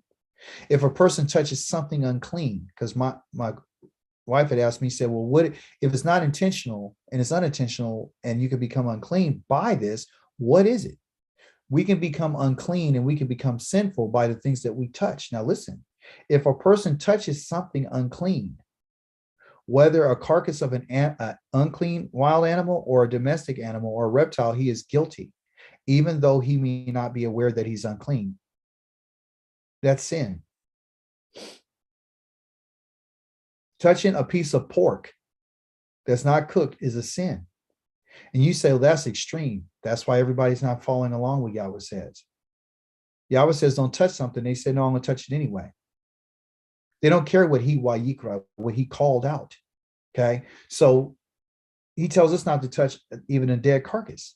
You touch it, you're unclean. He says, if he touches any human uncleanness, is blood, urine, semen, any of those things, feces, no matter what the source of his uncleanness is, and he's unaware of it, when he learns of it, he's guilty. That's when you become guilty, when you become aware of it. Okay. If someone allows to slip from his mouth an oath to do good or to do evil, and doesn't remember that what he clearly spoke this oath, no matter what it was about, when he learns of it, when he becomes aware of it, yeah, that word you learn right there is yada, meaning he comes to know something, he's guilty. If a person is guilty of any of these things, he is to confess in what manner he has sinned. So you can see that sin is applied to that which is unknown. You could be sinning against Yah and not even realize that you're sinning against Yah. That's why Yah has made provision for us to turn toward our land and say that we've sinned, we've done this, we've done that. When we pray before Yahweh, you should acknowledge your sin. If you don't acknowledge your sin to Yah, you can't come to Yahweh. Yahweh wants us to have this relationship. When we sin, we're putting a breach between us and him. And he's saying the only way that you can put that breach, close that breach, is by you confessing and coming to me and making an offering to me. Well, I don't have an offering. Yes, you do. You do have an offering. And the offering is your life. The offering is your life. That's what you have to offer. And the question is whether or not you want to offer it. The question is whether or not you want that in particular offering that you do have, whether you want that to be whole. Question is whether or not you want that offering that you're going to present to Yahweh to be either clean or unclean. Or whether or not you wanted to consider or continue to be lame or to continue to be dumb. Because that's your life. Some of us are living lives that are lame and dumb and blind. Some of us are intentionally going against Yahweh. In the simplest way. Simple. Okay. And I'll show you a verse that's going to kind of blow your mind, that some of us are just doing this because we want to. And I got news for you. Yah's not going to receive that offering. You're not going to be received to Yahweh's hand. Nothing that anybody brings to Yahweh could be sideways, broken, crooked, or nothing. Nothing that's brought to Yahweh could be half measured. It can't be a quart, half a quart when he asks for a quart. If he asked for a gallon of wheat with olive oil on it, it had to be that measurement, which we'll find in chapter number 15 of the book of Numbers. Everything had to be exact. Here in chapters 1 through 5 in Leviticus, you have all these offerings, but he doesn't go into detail exactly how much each has to be. He's just setting the groundwork for it to let you know what the attitude is and what they represent. Sometimes when you got too much information in there, you get sideways on like, well, you know, you start being about the details about how much versus what the purpose is. Yah wants us to look at the purpose behind everything. The purpose of our life is to give our lives to Yah. And this is the reason why there's only going to be 1/3 of the children of Israel that make it. It's because they're not willing to give their lives over to him. The whole entire purpose of Israel's life is to give a life into Yah as an offering. And some of us don't want to do it. You see? We'll scroll down for the sake of time. If a person was poor and they couldn't give any of these offerings, Yah said that they were able to offer him flour. Did you know that? Here it is. Verse 11. But if his means are insufficient for 2 doves, which 2 Yonahs or young pigeons that he is to bring as his offering for sin, and when he's committed 2 quarts of fine flour for the sin offering, he's not to put any olive oil or frankincense on it, nothing to bring a sweet smelling savor, because it's sin. It's a sin offering. And the sin is the ashamed, meaning that which is done out of guilt. He is to bring it to the Kohanim, okay, or the Kohen, and the Kohen is to take a handful and he puts a reminder portion to make it go up in smoke on the altar. The burn for the top of the offerings for Yahweh made by fire is a sin offering. Okay. Then he atones for them. And so you can have your sin atoned for with flour. Okay. Listen to this. God talks about anybody who acts improperly, inadvertently, by mistake. And let me explain to you what a mistake is. Okay. So we can be clear according to Hebrew culture. Inadvertently doesn't mean just I made a mistake only. What it means is this. It means that you did something twice. The word is called shagaga. Shagaga has a root letter of a shin, which I hope that this pen will start working. Shagaga has to do with a shin. Right here. And the next letter would be a gimel. Okay. That's the parent root. Somebody tell me what the shin represents in Hebrew. Teeth. Yes. How many? 2. There's 2. Good. And what does a resh mean? I mean a gimel. What does a gimel mean? The letter gimel. Camel. It's a camel, right? It means to walk, right? Or to go somewhere. Okay. So what this word shagaga means, meaning inadvertently or do something on accident, what it really means is that a person who does this means that they've done something, they made an error, and then they have to go back again and do it over. So construction project guy puts in, the wood, and then he finds out that he put it in wrong. He has to go back and fix it. See? So it's not like he did it intentionally. He made an accident. It was an error. It was an error in judgment. It was an error in measurement. It was an error in some kind of way. We're all going to do something that's improper, and we're all going to make mistakes. We're going to do work. We're going to do something. So the idea of making an error doesn't mean in your mind. It means that you did something physically. Listen to me carefully. Okay. So we can get this clear so you can move on from this. Committing sin is doing something. You hear me?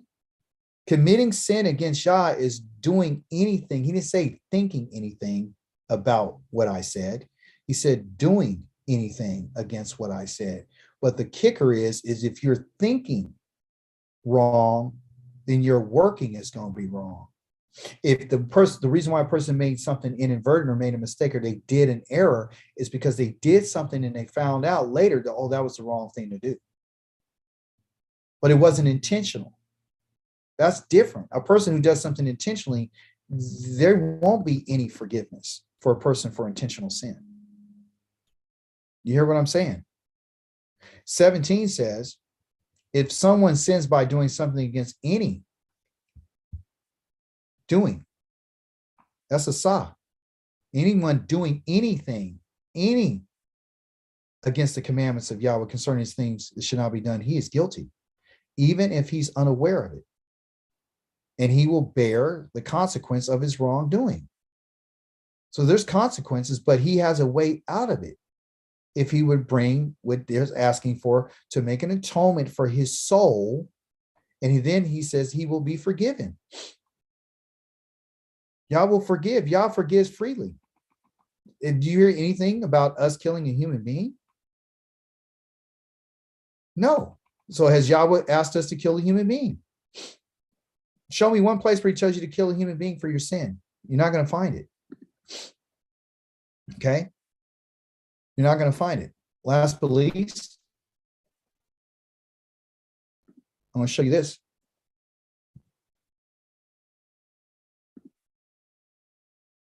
It's in Numbers chapter number 15. Okay. And okay, I told you earlier that 15 gives you all the information. You can do a quick scan.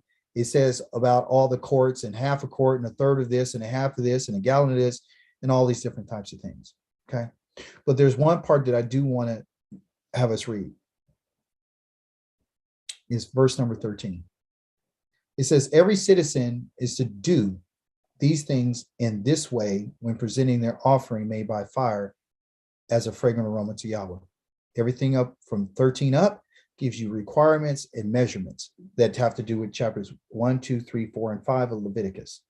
It says, if a foreigner stays with you, or whoever may be with you through all your generations, he wants to bring an offering made by fire as a fragrant aroma for Yahweh, he is to do the same as you.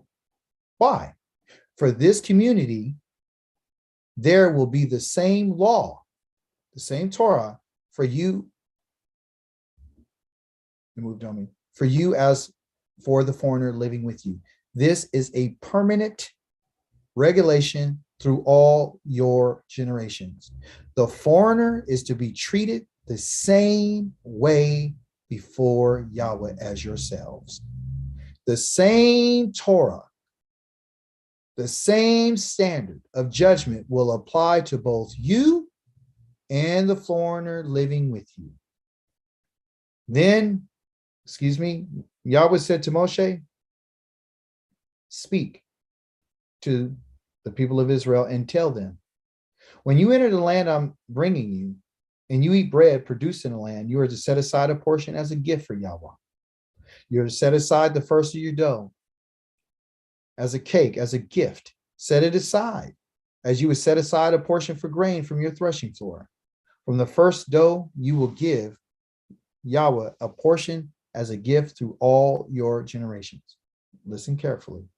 If by mistake you fail to observe, I mean do, all these commandments that Yahweh has spoken to Moshe, yes, everything that Yahweh has ordered you to do through Moshe, from the day Yahweh gave the order onward through all your generations, stop and pause and think about what he just said. He just told us, if by mistake you fail to observe all these mitzvot which Yahweh has spoken to Moshe, yes, everything that Yahweh ordered you to do through Moshe. Sometimes we would go right over that, right? Yah's telling us that everything that Moshe has said, from the time that he gave the order until the time that you and I have it, you and I are to do everything that Yahweh told Moshe to do. There's no way around Moshe. There's no way around the Torah. He has ordered you to do through Moshe. There's no other human being that Yah has ever spoken to face to face.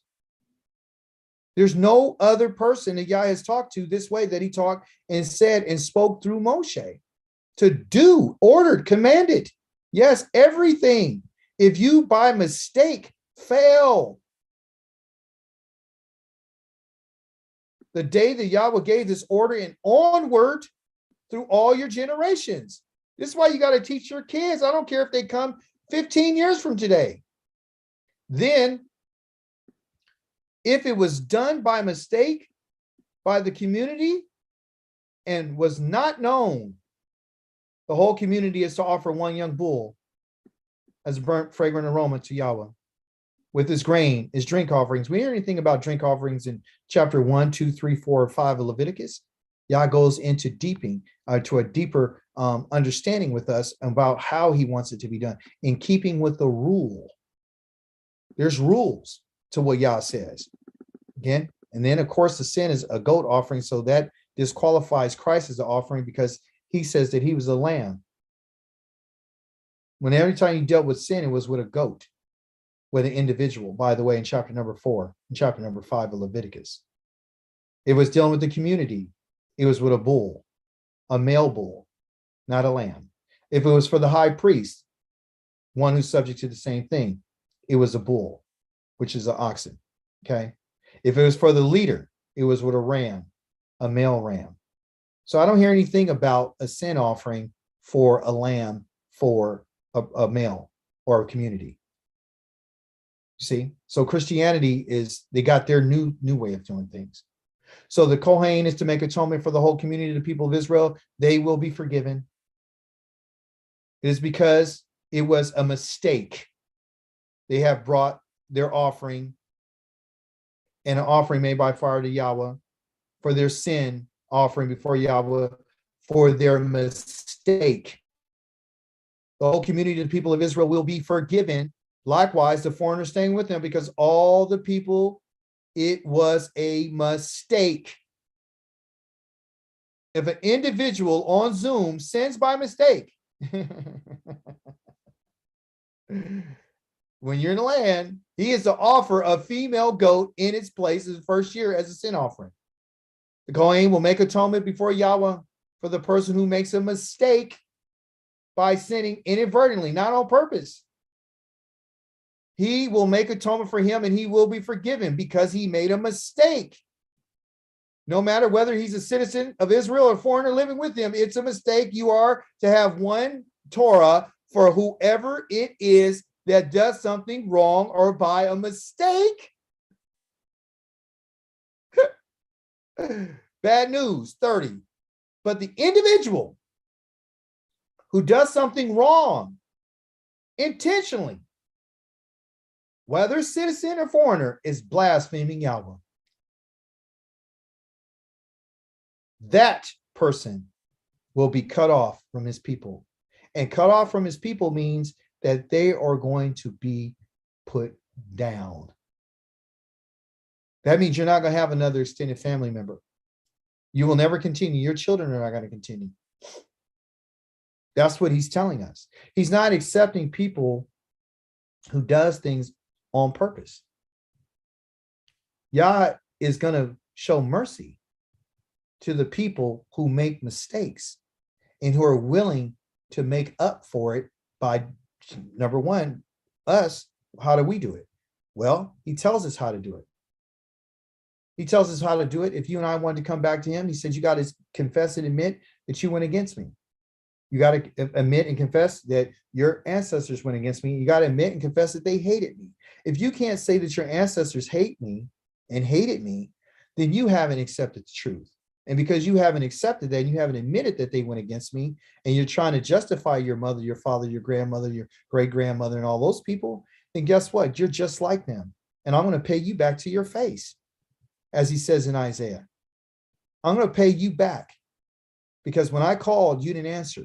I asked you to do something, you wouldn't do it. You refused to do what I said. You see? You refused. Okay? So the person who does this is getting cut off. This is Torah. Okay? Period. Now, let me give you one last example of something deliberate.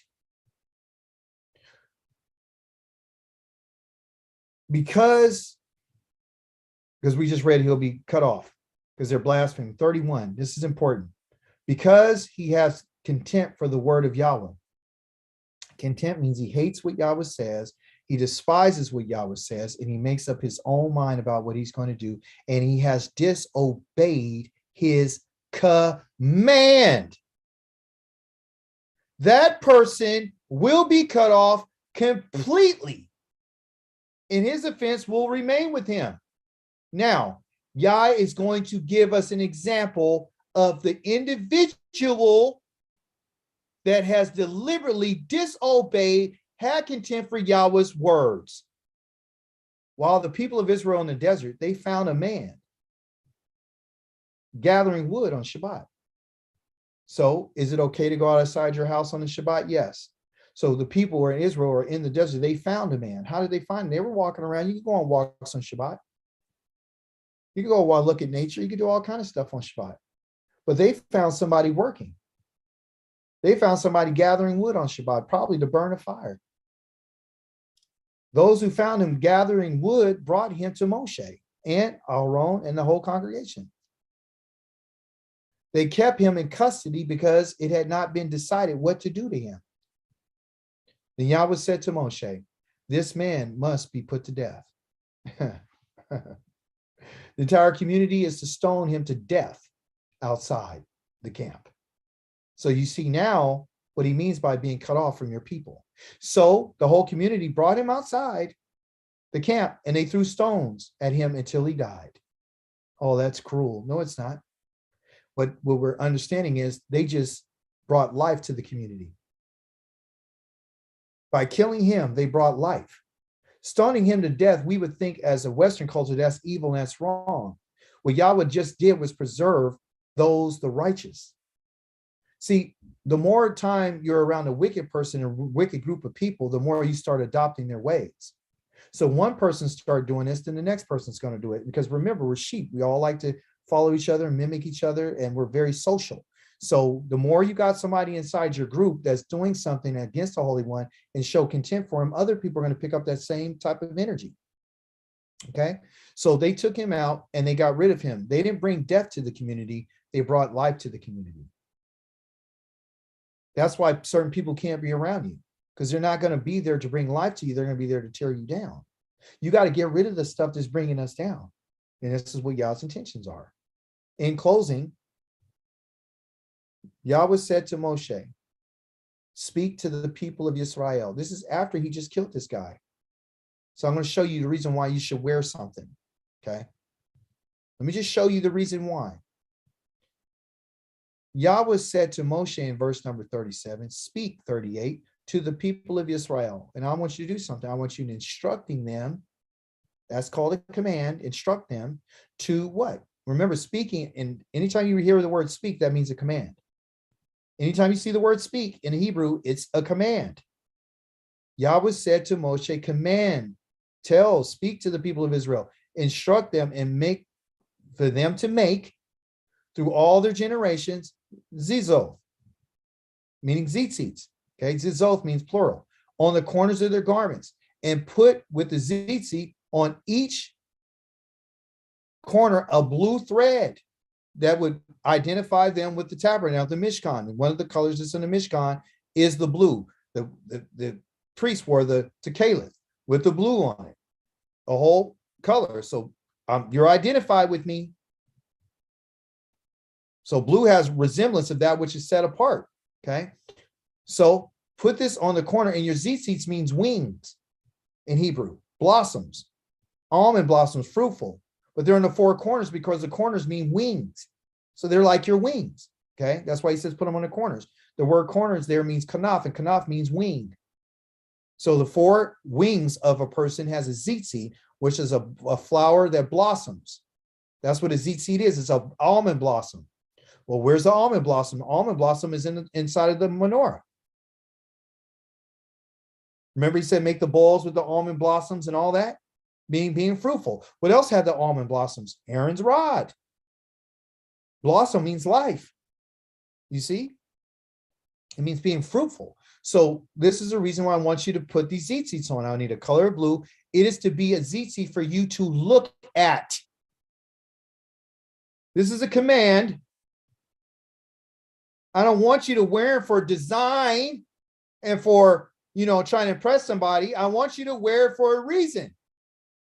I got a purpose. I want you to look at it. The eyes that I put inside your head, I want you to use those eyeballs to look at it.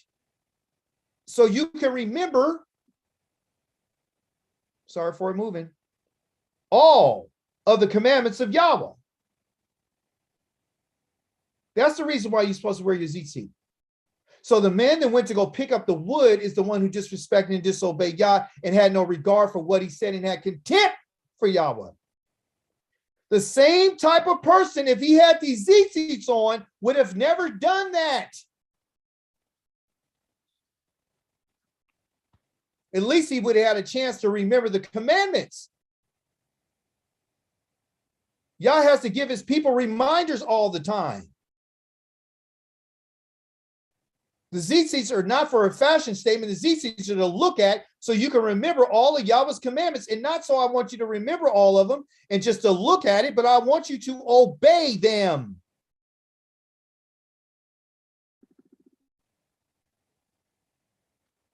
That's why.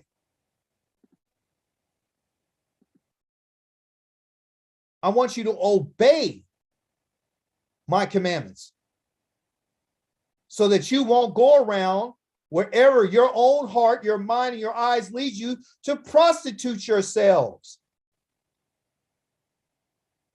Why would he use such a strong word as a prostitute? Because he's saying you're not following what I said, you're following what you want to do.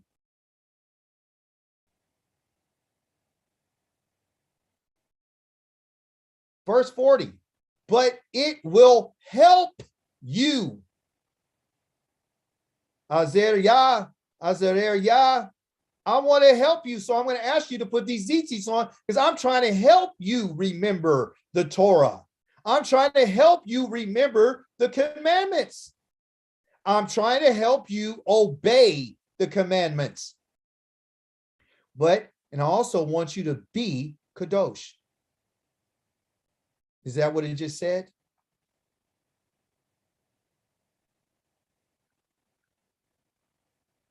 If you don't have your tzitzit on, and you won't put your tzitzit on, you're in contempt, you're disobedient, and Yah's going to put an end to you.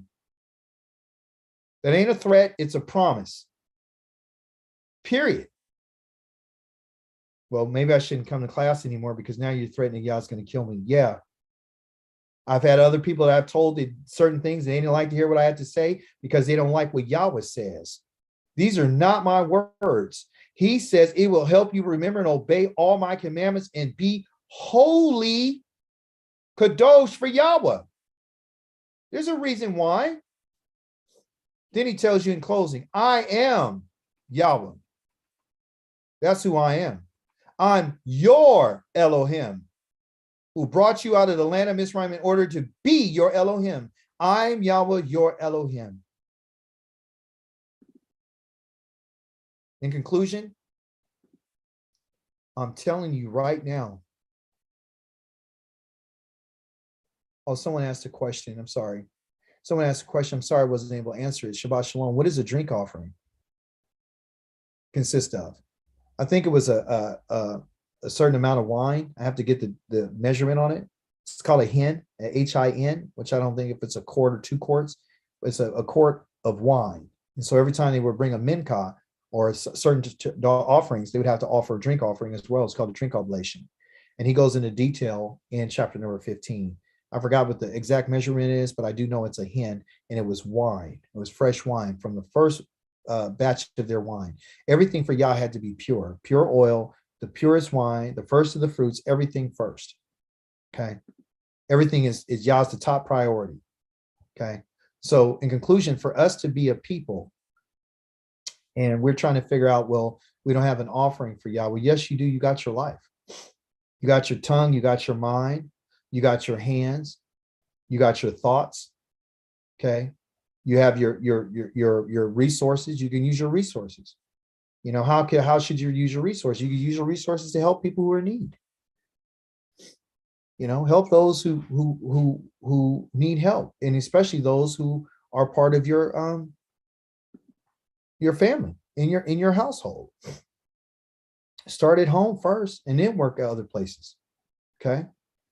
Look, I'm not trying to discourage anybody. Okay. I'm not trying to hurt anyone's feelings. But I'm going to tell you something. For Yah to want to have a relationship with the people who refuse to do what he says, that's a problem. We have a high calling on our lives. All of us. The altar represents Yah's bed where there's intimacy. I want these, when you bring these offerings to me, it have to be a certain way because it talks about us being close. We don't get to be close with Yah just walking up to him like we're his friend. We don't get that. You're never going to get that. But in order for you to establish a relationship with Yah, he says, this is the way that I want them to approach me. And are we okay with that? Are we okay with the Kohanim being the ones that he used for that? Are we okay with the Leviim standing in between the gap to help and assist them? Are we okay with him choosing that family?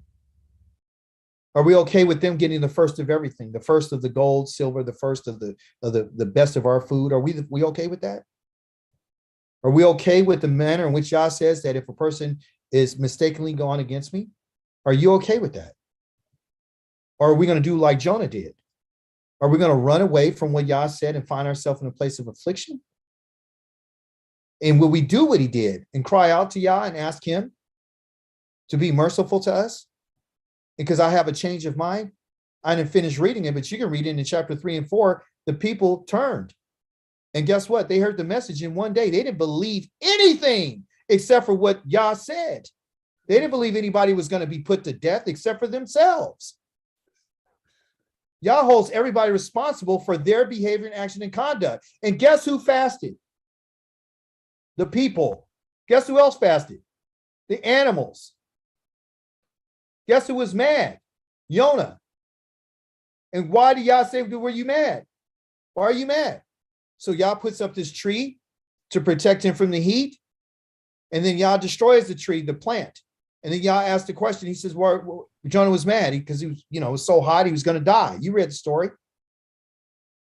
Yah says, you're mad at me. You're mad. You're upset because I decided to help these people who don't know their right hand from their left hand.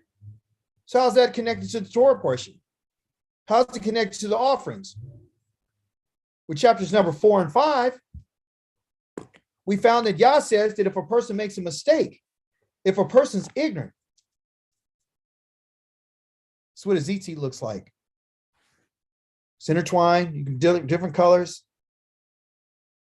Then you got a blue thread coming out of it. I hope I can see it. Someone asked a question. I got a blue thread coming out of here. I put them on every single day to remind me of Yahweh's laws and his statutes and commandments. It reminds me every single day that I got to turn my eyes from prostituting myself. It reminds me every single day that I'm set apart for Yahweh. That's why we wear them. Go get you a pair off online. You'll find them. Search for them. You'll find them. Make them yourself. Find out how to make them. Get some. Go to the fabric store and go get the yarn and do it yourself. And get in compliance with what the Creator said. You got to wear them while you sleep in your pajamas while you sleep? No, because your eyes are closed.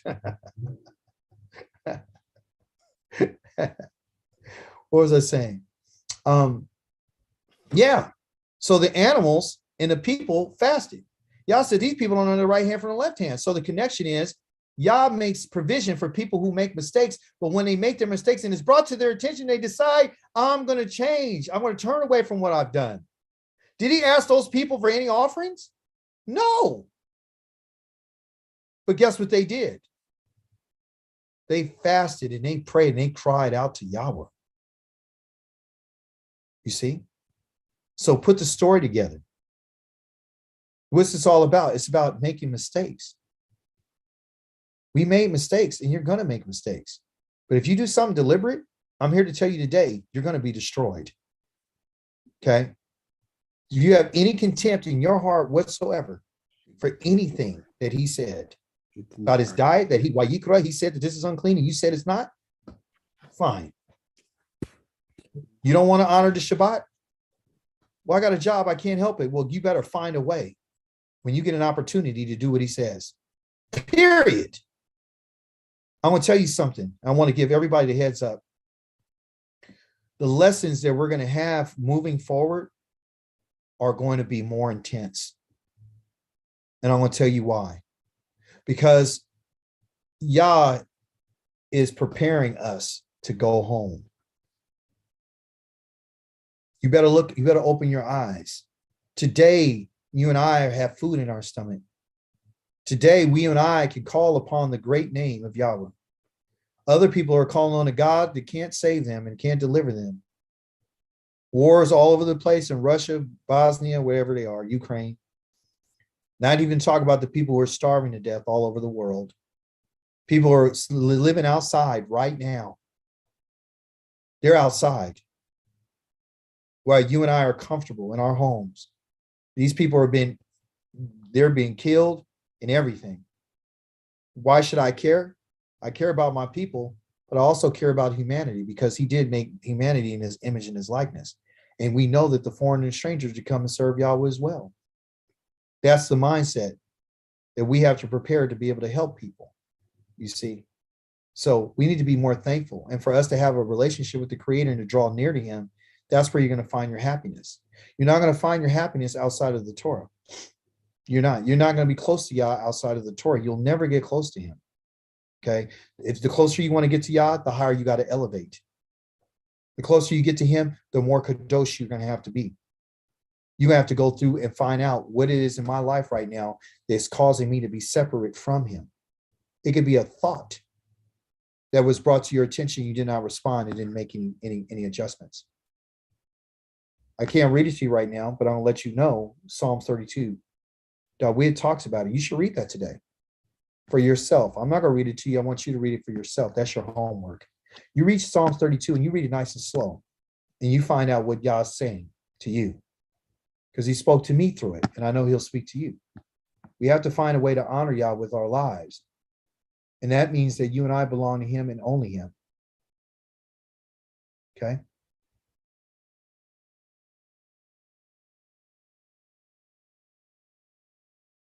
Fringes are fine. You just need something to remind you. Yes, Azanya.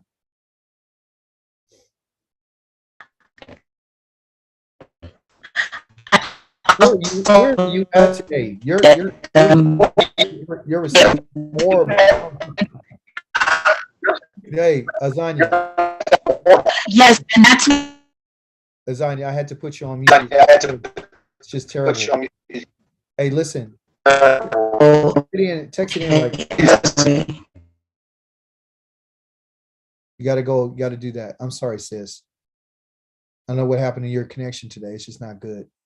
Anyone who else had their hand up?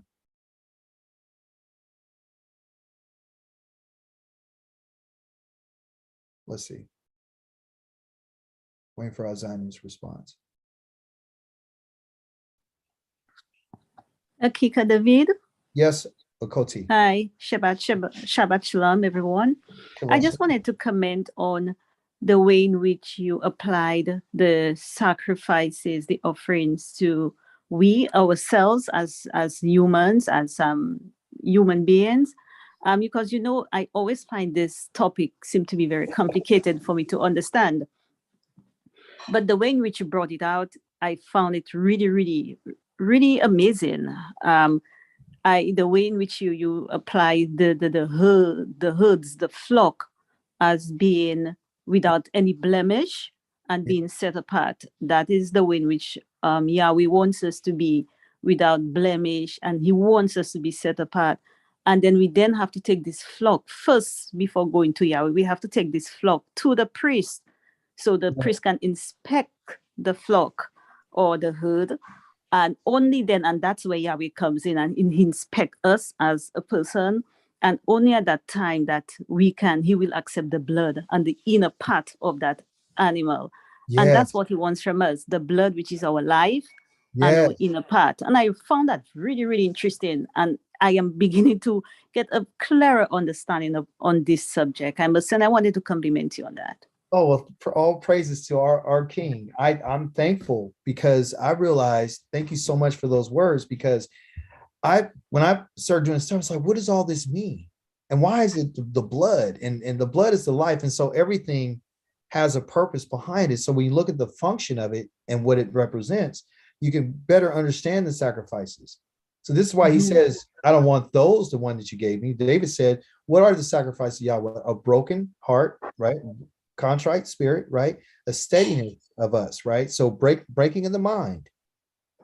Just when you have to chop that animal up, Yah's telling us to chop up your life into sections, and let me see show it up and arrange it. The arrangement of, and I'll answer the question here in a second. And the arrangement on the altar to let you know it's not just arrangement. Yah is about order. I'm going to dissect every part of your life. And I want to see, and if it's the wholeness of it flares up to me in fire, I got to have that aroma from your life. It's like Israel's exchanging, saying when they give this offering, they're saying, listen, just think about this. You're going to bring an animal that you're going to have to put your knife to its neck. You're going to take a life of something that you raised. You're saying, you know what, in substitution of what I want to give, I want to give you a life like I'm giving of this animal's life. I'm giving of my life to you. This animal's life is not being killed. It's not killing an animal. It's bringing life. You understand what I'm saying? It's bringing life to us. Yah has designed animals for us to eat. They're not just for us to eat and look at and raise. They also have other reasons why He created them. They're made for this reason. That's why there's a difference between a wild beast and a behemoth, domestic animal. Domestic animals work in cooperation with humanity. Yah saying, just like that animal's working in cooperation with you, I want you to work in cooperation with me. Just like that animal's not blind, is lame, and is performing the work, I need you to perform the work for me. If you're bringing a lamb to me, you're letting me know that you shepherd this lamb. So you're asking me to shepherd you the same way that you shepherd this lamb. And that the life that you're giving is the life that the lamb gave, you're willing to give your life. iPhone 13. Thank you, Claudia. Kiss my brother for me. Tell him I love him. I'll call Havata. Yeah. Thank you, will do. 13. I see your hand up. Yeah, I just wanted to ask, you know how the Kohens, did they give a continual sin offering every day? just on the behalf of the No, community? No. no. So what it is on the offerings? Great question. Yah wants a burnt ola every day, right? More, he wants to, and that's voluntary. That's from the nation of Israel, right? Every single day they're supposed to bring something to Yahweh, right? Then, and this is for the Leviim to be able to eat and survive and so forth, and use the rump, or use the skin, and use the whatever part they need to use of it, they'll use it, right? So the only time the sin offering was supposed to be brought to Yahweh, okay, is number one, the Day of Atonement. And as you notice when you read the Torah portion, the offerings that he's talking about, none of those offerings, no one was allowed to go behind the curtain. They would sprinkle the blood in front of the curtain, and they would anoint the horns of the altar on the incense altar for some of those offerings. And other ones, they would anoint the horns of the altar outside, right? So there's different levels of closeness that you would be able to get. So for the community and for the high priest, those are the ones that went into the curtain, right? But the annual one time a year is called the Day of Atonement. And for that one, they were bringing those two goats, not lambs. They would bring two goats. And one was called Azazel, which they would take that lamb and hold, confess the sins on its head and then let it go out into the wilderness. Okay. So that's one time a year. Only the high priest alone would be able to do that. Every other time that these priests would make an offering to Yahweh was called an olah. It would be the first thing in the morning, and it'd be right at evening. Okay. And in between there, when people are establishing a relationship with Yah and saying, oh, I made a mistake, it's brought to my attention. I want to keep this relationship close. So I want to make things right. So let me bring this and show that, hey, I'm willing to do this. It was expensive to sin. It was just mistakes were expensive. Okay. They're very expensive for a family. That's why Yah says if you had the Yonah, or you couldn't afford the 2 turtle doves, then you would go to the flour. You can borrow the flour. You see what I'm saying? So what should you do? Go to Safeway and go get two quarts of flour? No, this flour wouldn't even be received because it's not from the land. So anyway, sorry for digressing. Anyway, this idea from these offerings to Yahweh is in order to keep us close to him, right? So for us, because this will be the question, how do you and I give Yahweh's offerings? Well, in Isaiah but Psalms 50, it says that I'll receive your offering of thanksgiving. But you got to do it from a whole heart. That's the thing. Anything that you and I get to Yah, it has to be wholeheartedly. It can't be a little bit. It got to be everything. I told you that he told me yesterday. I cried. He said, you're selfish. I didn't want to hear that. But I found out what it was. I have not given Yah 100% of me. I haven't. I'm being honest. I got to tell you. I haven't. All the study I've done, all the books I've read, all the videos I've made, I haven't given Yah 100%. And I can say that with sincerity because I haven't given him my emotions. I haven't given him my emotions. I haven't given him the fat. I haven't given him the kidney and the liver. That's what he wants you to think about. The kidney and the liver, like I said, is the seat of the emotions in the kidneys. You can't live without them.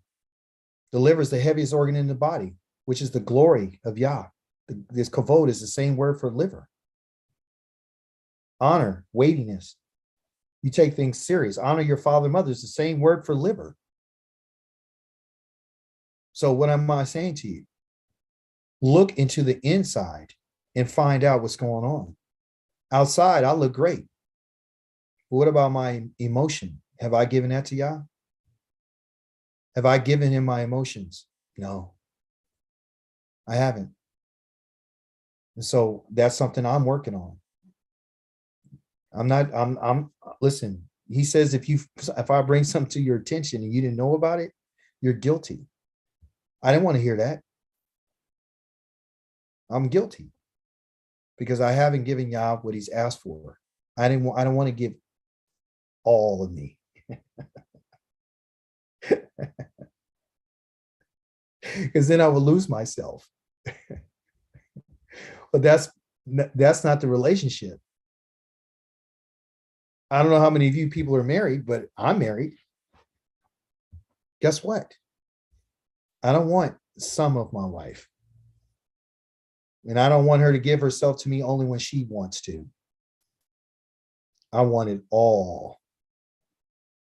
That's what I want. You know why? Because I'm giving my all. You see? So Yah is talking to us and he's letting us know, I want it all. You're not an ordinary people to me. You're a special treasure. You're different. You're supposed to be set apart. Our relationship is supposed to be the greatest relationship on the face of the earth, ideal for all marriages, family, and children in every way that you do business in righteousness and justice. Are you willing to give me everything? Every iota of you. But I'm not going to beg you for it, and I'm not going to squeeze you for it, and I'm not going to step on your neck and twist your arm. I want all of it. Some of us will give, then others. And so, what do you think? You think you'll receive an offering that's halfway done, or no? I want it all.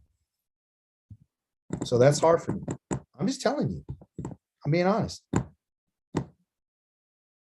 So that's what I was told. So I got work to do. I don't want to believe it. Anyone else? We can celebrate the Day of Atonement without a priest.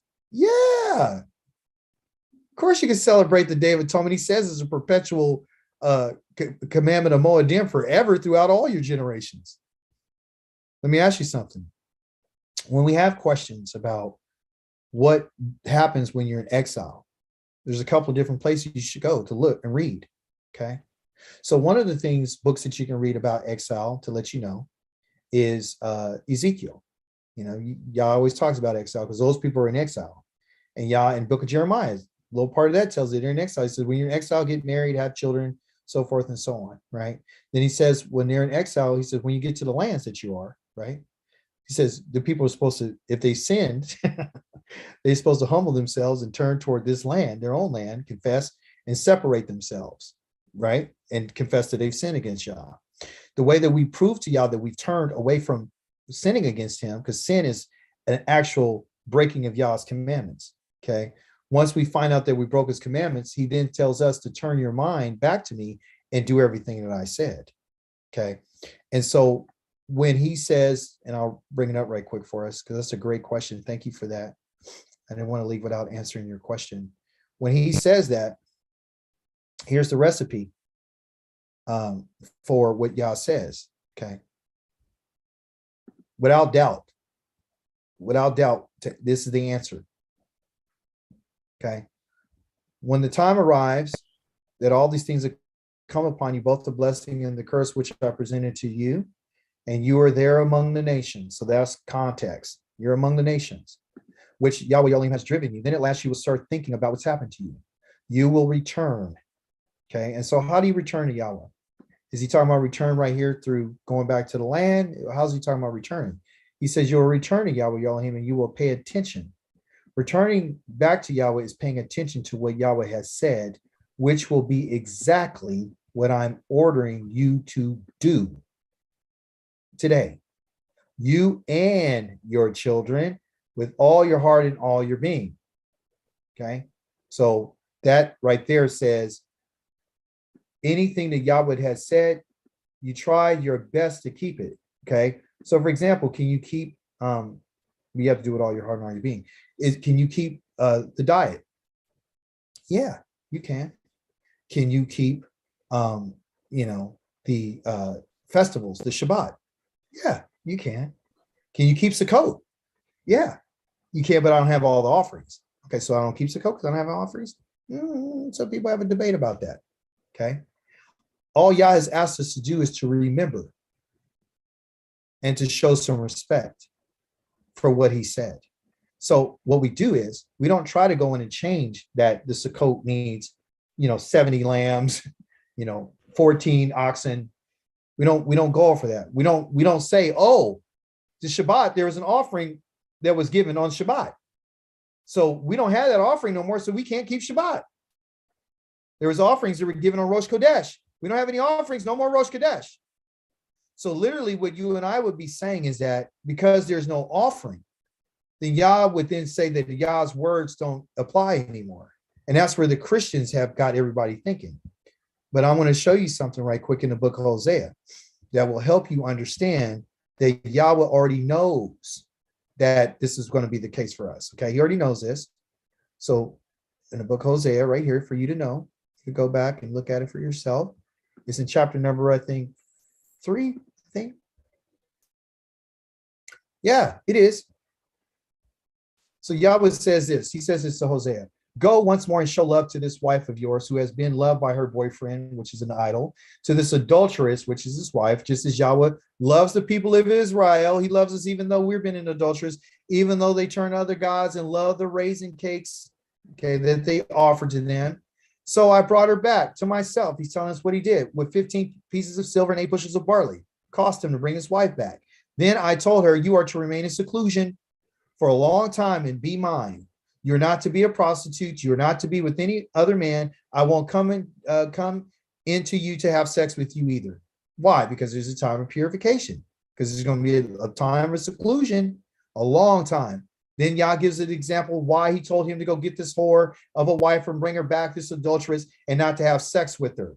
No intimacy. Listen carefully. For the people of Israel are going to be in seclusion. My whore and my adulteress is going to be in seclusion for a long time. And as long as this woman is in seclusion for a long time, there is no intercourse with her. So my intercourse is having a king, a prince, a sacrifice, a standing stone, ritual vests. Okay? Not these wholesale gods. They won't be without it. Yah's intercourse with us, just like he says, I'm not going to have sex with you. Okay? Yah's sex with us, for lack of better terms, or his intimacy with us is sacrifice, because it's on an altar, which is his bed. You're supposed to bring all of yourself to Yahweh so I can have intercourse with your soul. That's why if you cheat on me and you go be, come on now, you go and be with another God, you're cheating on me. You broke my heart. I've given you everything, and you're out there sleeping with another God emotionally. How does anyone commit adultery? Because they're not attached emotionally to each other. When you're not intimate with each other, you open yourself up for somebody else to come and tell your wife or your husband something about them that you already told them. Afterwards, the people of Israel will repent. They will repent. They will repent and seek Yahweh, their Elohim, and Dawid, their king. They will come trembling to Yahweh and his goodness in the Akarat Hamayim in the last days. The point that I want to make to us is that we don't have a sacrifice. We don't have a priest. We don't have a king. We're not intimate like that right now. What we're doing is, Yah says, I'm going to put you in seclusion for a long time. When I bring you back, that's when me and you got to have intercourse. When I bring you home, me and you have an intercourse. We're going to be intimate, and nobody's ever going to break our bond again. You've been a whore because you've been cheating on me with all these other gods. Going back to what we read earlier that Azania brought out, or Koti, in chapter number 2 of Hosea, verse number 17. It says, you're going to call me husband. You won't call me by Ba'ali, my master. You've been cheating on me. You've been raised and mastered by other people. You're under somebody else's roof. You are a captive in somebody else's land. You're a servant to somebody else. There's chains on your neck that I got to come and pop off the side of your neck. There's yokes that have been put on you as a nation that I got to break. And after I break it, I'll bring you home, and me and you going to be intimate. That's what husband and wife supposed to do. We're going to be intimate. Me and you ain't going to be intimate if you coming to me with somebody else's name in your mouth. Your boyfriend. You know, the other God, your boyfriend. You're not going to come to me half-heartedly. You've been unfaithful to me, and all you want to talk about is, I'm sorry, but there's no changes. You and I to get back together, but there ain't no changes. There is no really change of mind, no main change of heart, no change of desires, no change of attitude, no change of plan. You don't have no plan. You don't want nothing to be laid out that I said. But yet you think me and you're going to be together. No, it's not going to happen. Intimacy with Yahweh is internally, is with our soul. Who created it? He did. He created it. So going back to him telling me that I'm selfish, you know what he's saying? And it's not, and let me be clear. I use the term intercourse because it doesn't have to just be physical, it's spiritual. Yah has a soul. He says he has a nefesh. You can find that in Leviticus chapter number 26, verse number, I think 31 or 32. He has a soul. And he created intimacy. And his desire is for us to be close to him and to draw near to us. But he says, if you draw near to me, you got to come correct. You got to come whole. You got to be mature. You got to come the way I asked you to come. You got to come remembering. That's why I asked you for a male. Male is because males represent remembrance. You understand? If I'm asking you for the minka, it's because I gave you the land and it represents what I promised you. If I ask you to mix it with the purified shaman oil, it's because those are the trees that remind me of what I told you I was going to give your ancestors. If I ask you for the drink offerings, because those are the vineyards that I gave to you that you didn't plant. If it's the animals, then those are the herds that you inherited from the people that I took them from and gave them to you. And you got so many because I multiplied them because I blessed you. So why would you withhold anything from me? And the greatest thing that you need to give me is yourself. And what Yah's telling us today is if you don't give me all of you, I don't want none of you. Either you do what I say or go be in a place of turmoil and distress so you can think about it. The only reason why Jonah got spit out and vomited onto the land is because he had made up his mind. And he did what Yahweh said. Was he angry about it? Yes, he still didn't get it. So everybody's not going to get it all the time. Okay? I know I went over our time today, but I just had to tell it to you. Yah's not accepting anything outside of perfection. That's a good question. What are the household gods of Hosea 3 and 5? Well, Hosea has prophecies in there that he's talking to two houses. And you'll find those gods in chapter number, I think, 4, 5, and 6. He goes in to talk about what they've done. And he's talking about the house of Yehuda, and he's talking about the house of Israel. And what they were doing was they were going out to, if I'm not mistaken, I think it's Egypt, and they were going somewhere else. They were looking at other people to help them. And Yah's like, no one's going to help you. You guys have turned on me. Just like this woman's been out whoring, they've done the same thing. Okay. So read that whole entire book. You'll find out what those gods are. Oh, praise Yahweh. Yeah. Thank you, Fanta. I appreciate that. Thank you, Rivqua. Can we celebrate? Yeah. So yeah, you can celebrate the Day of Atonement. That's what this all started with. Yeah. What you can do is, because the Day of Atonement is for you to afflict yourself. Okay. So you're supposed to not eat, right? So well, tone. They call it tone. Tone means to withhold, to afflict yourself from food. That's the actual Hebrew word for fasting, okay, which is tone or thome, okay, to refrain from food, right? So you're afflicting your body to have a result affliction on your soul, okay? Yah forgives. Like, remember what Shlomo said, we read in 2 Chronicles chapter number 6? If you go to chapter number 7, he says, if my people would turn from their wickedness and evil ways, I will forgive them. So he answered, he validated the prayer. Chapter 6 was Shlomo's prayer. Chapter 7 is where Yahweh says, if they do what you just asked, I will do that. So while in the lands of their enemies, they got to turn what? Turn back to Yah. How do you turn back to Yah? Turn back to his words. You got to pay attention to what he says. Okay. In the book of Psalms, chapter 40, David says, you didn't give me any sacrifice. You didn't want that, but you did want to open my ears. Psalms 50 talks about, you give me thanks. That's an offering. I'll receive it. Isaiah chapter number 55, Yah says, wicked person, turn from your wicked ways and I'll receive you. I'll freely forgive you. Chapter number 43, 44 of Isaiah. I'll wipe all your sins away like they're nothing but a cloud. It's nothing. Chapter number 26 and 27 in Isaiah. Israel's sins are atoned for by what? By them going into exile. So that's the question. And I'm going to answer it with Yahweh's words, not my words. If those of you want to stay, you can, and can completely get the understanding here, because this is a great question. Because this is what a lot of people have a problem with, because everyone wants their sins atoned for, even the sinner. You know, that's why there's so many Christians, and I used to be one of them. They want their sins atoned for, okay? They want to be forgiven. So in chapter number 27 in the book of Isaiah, it says this.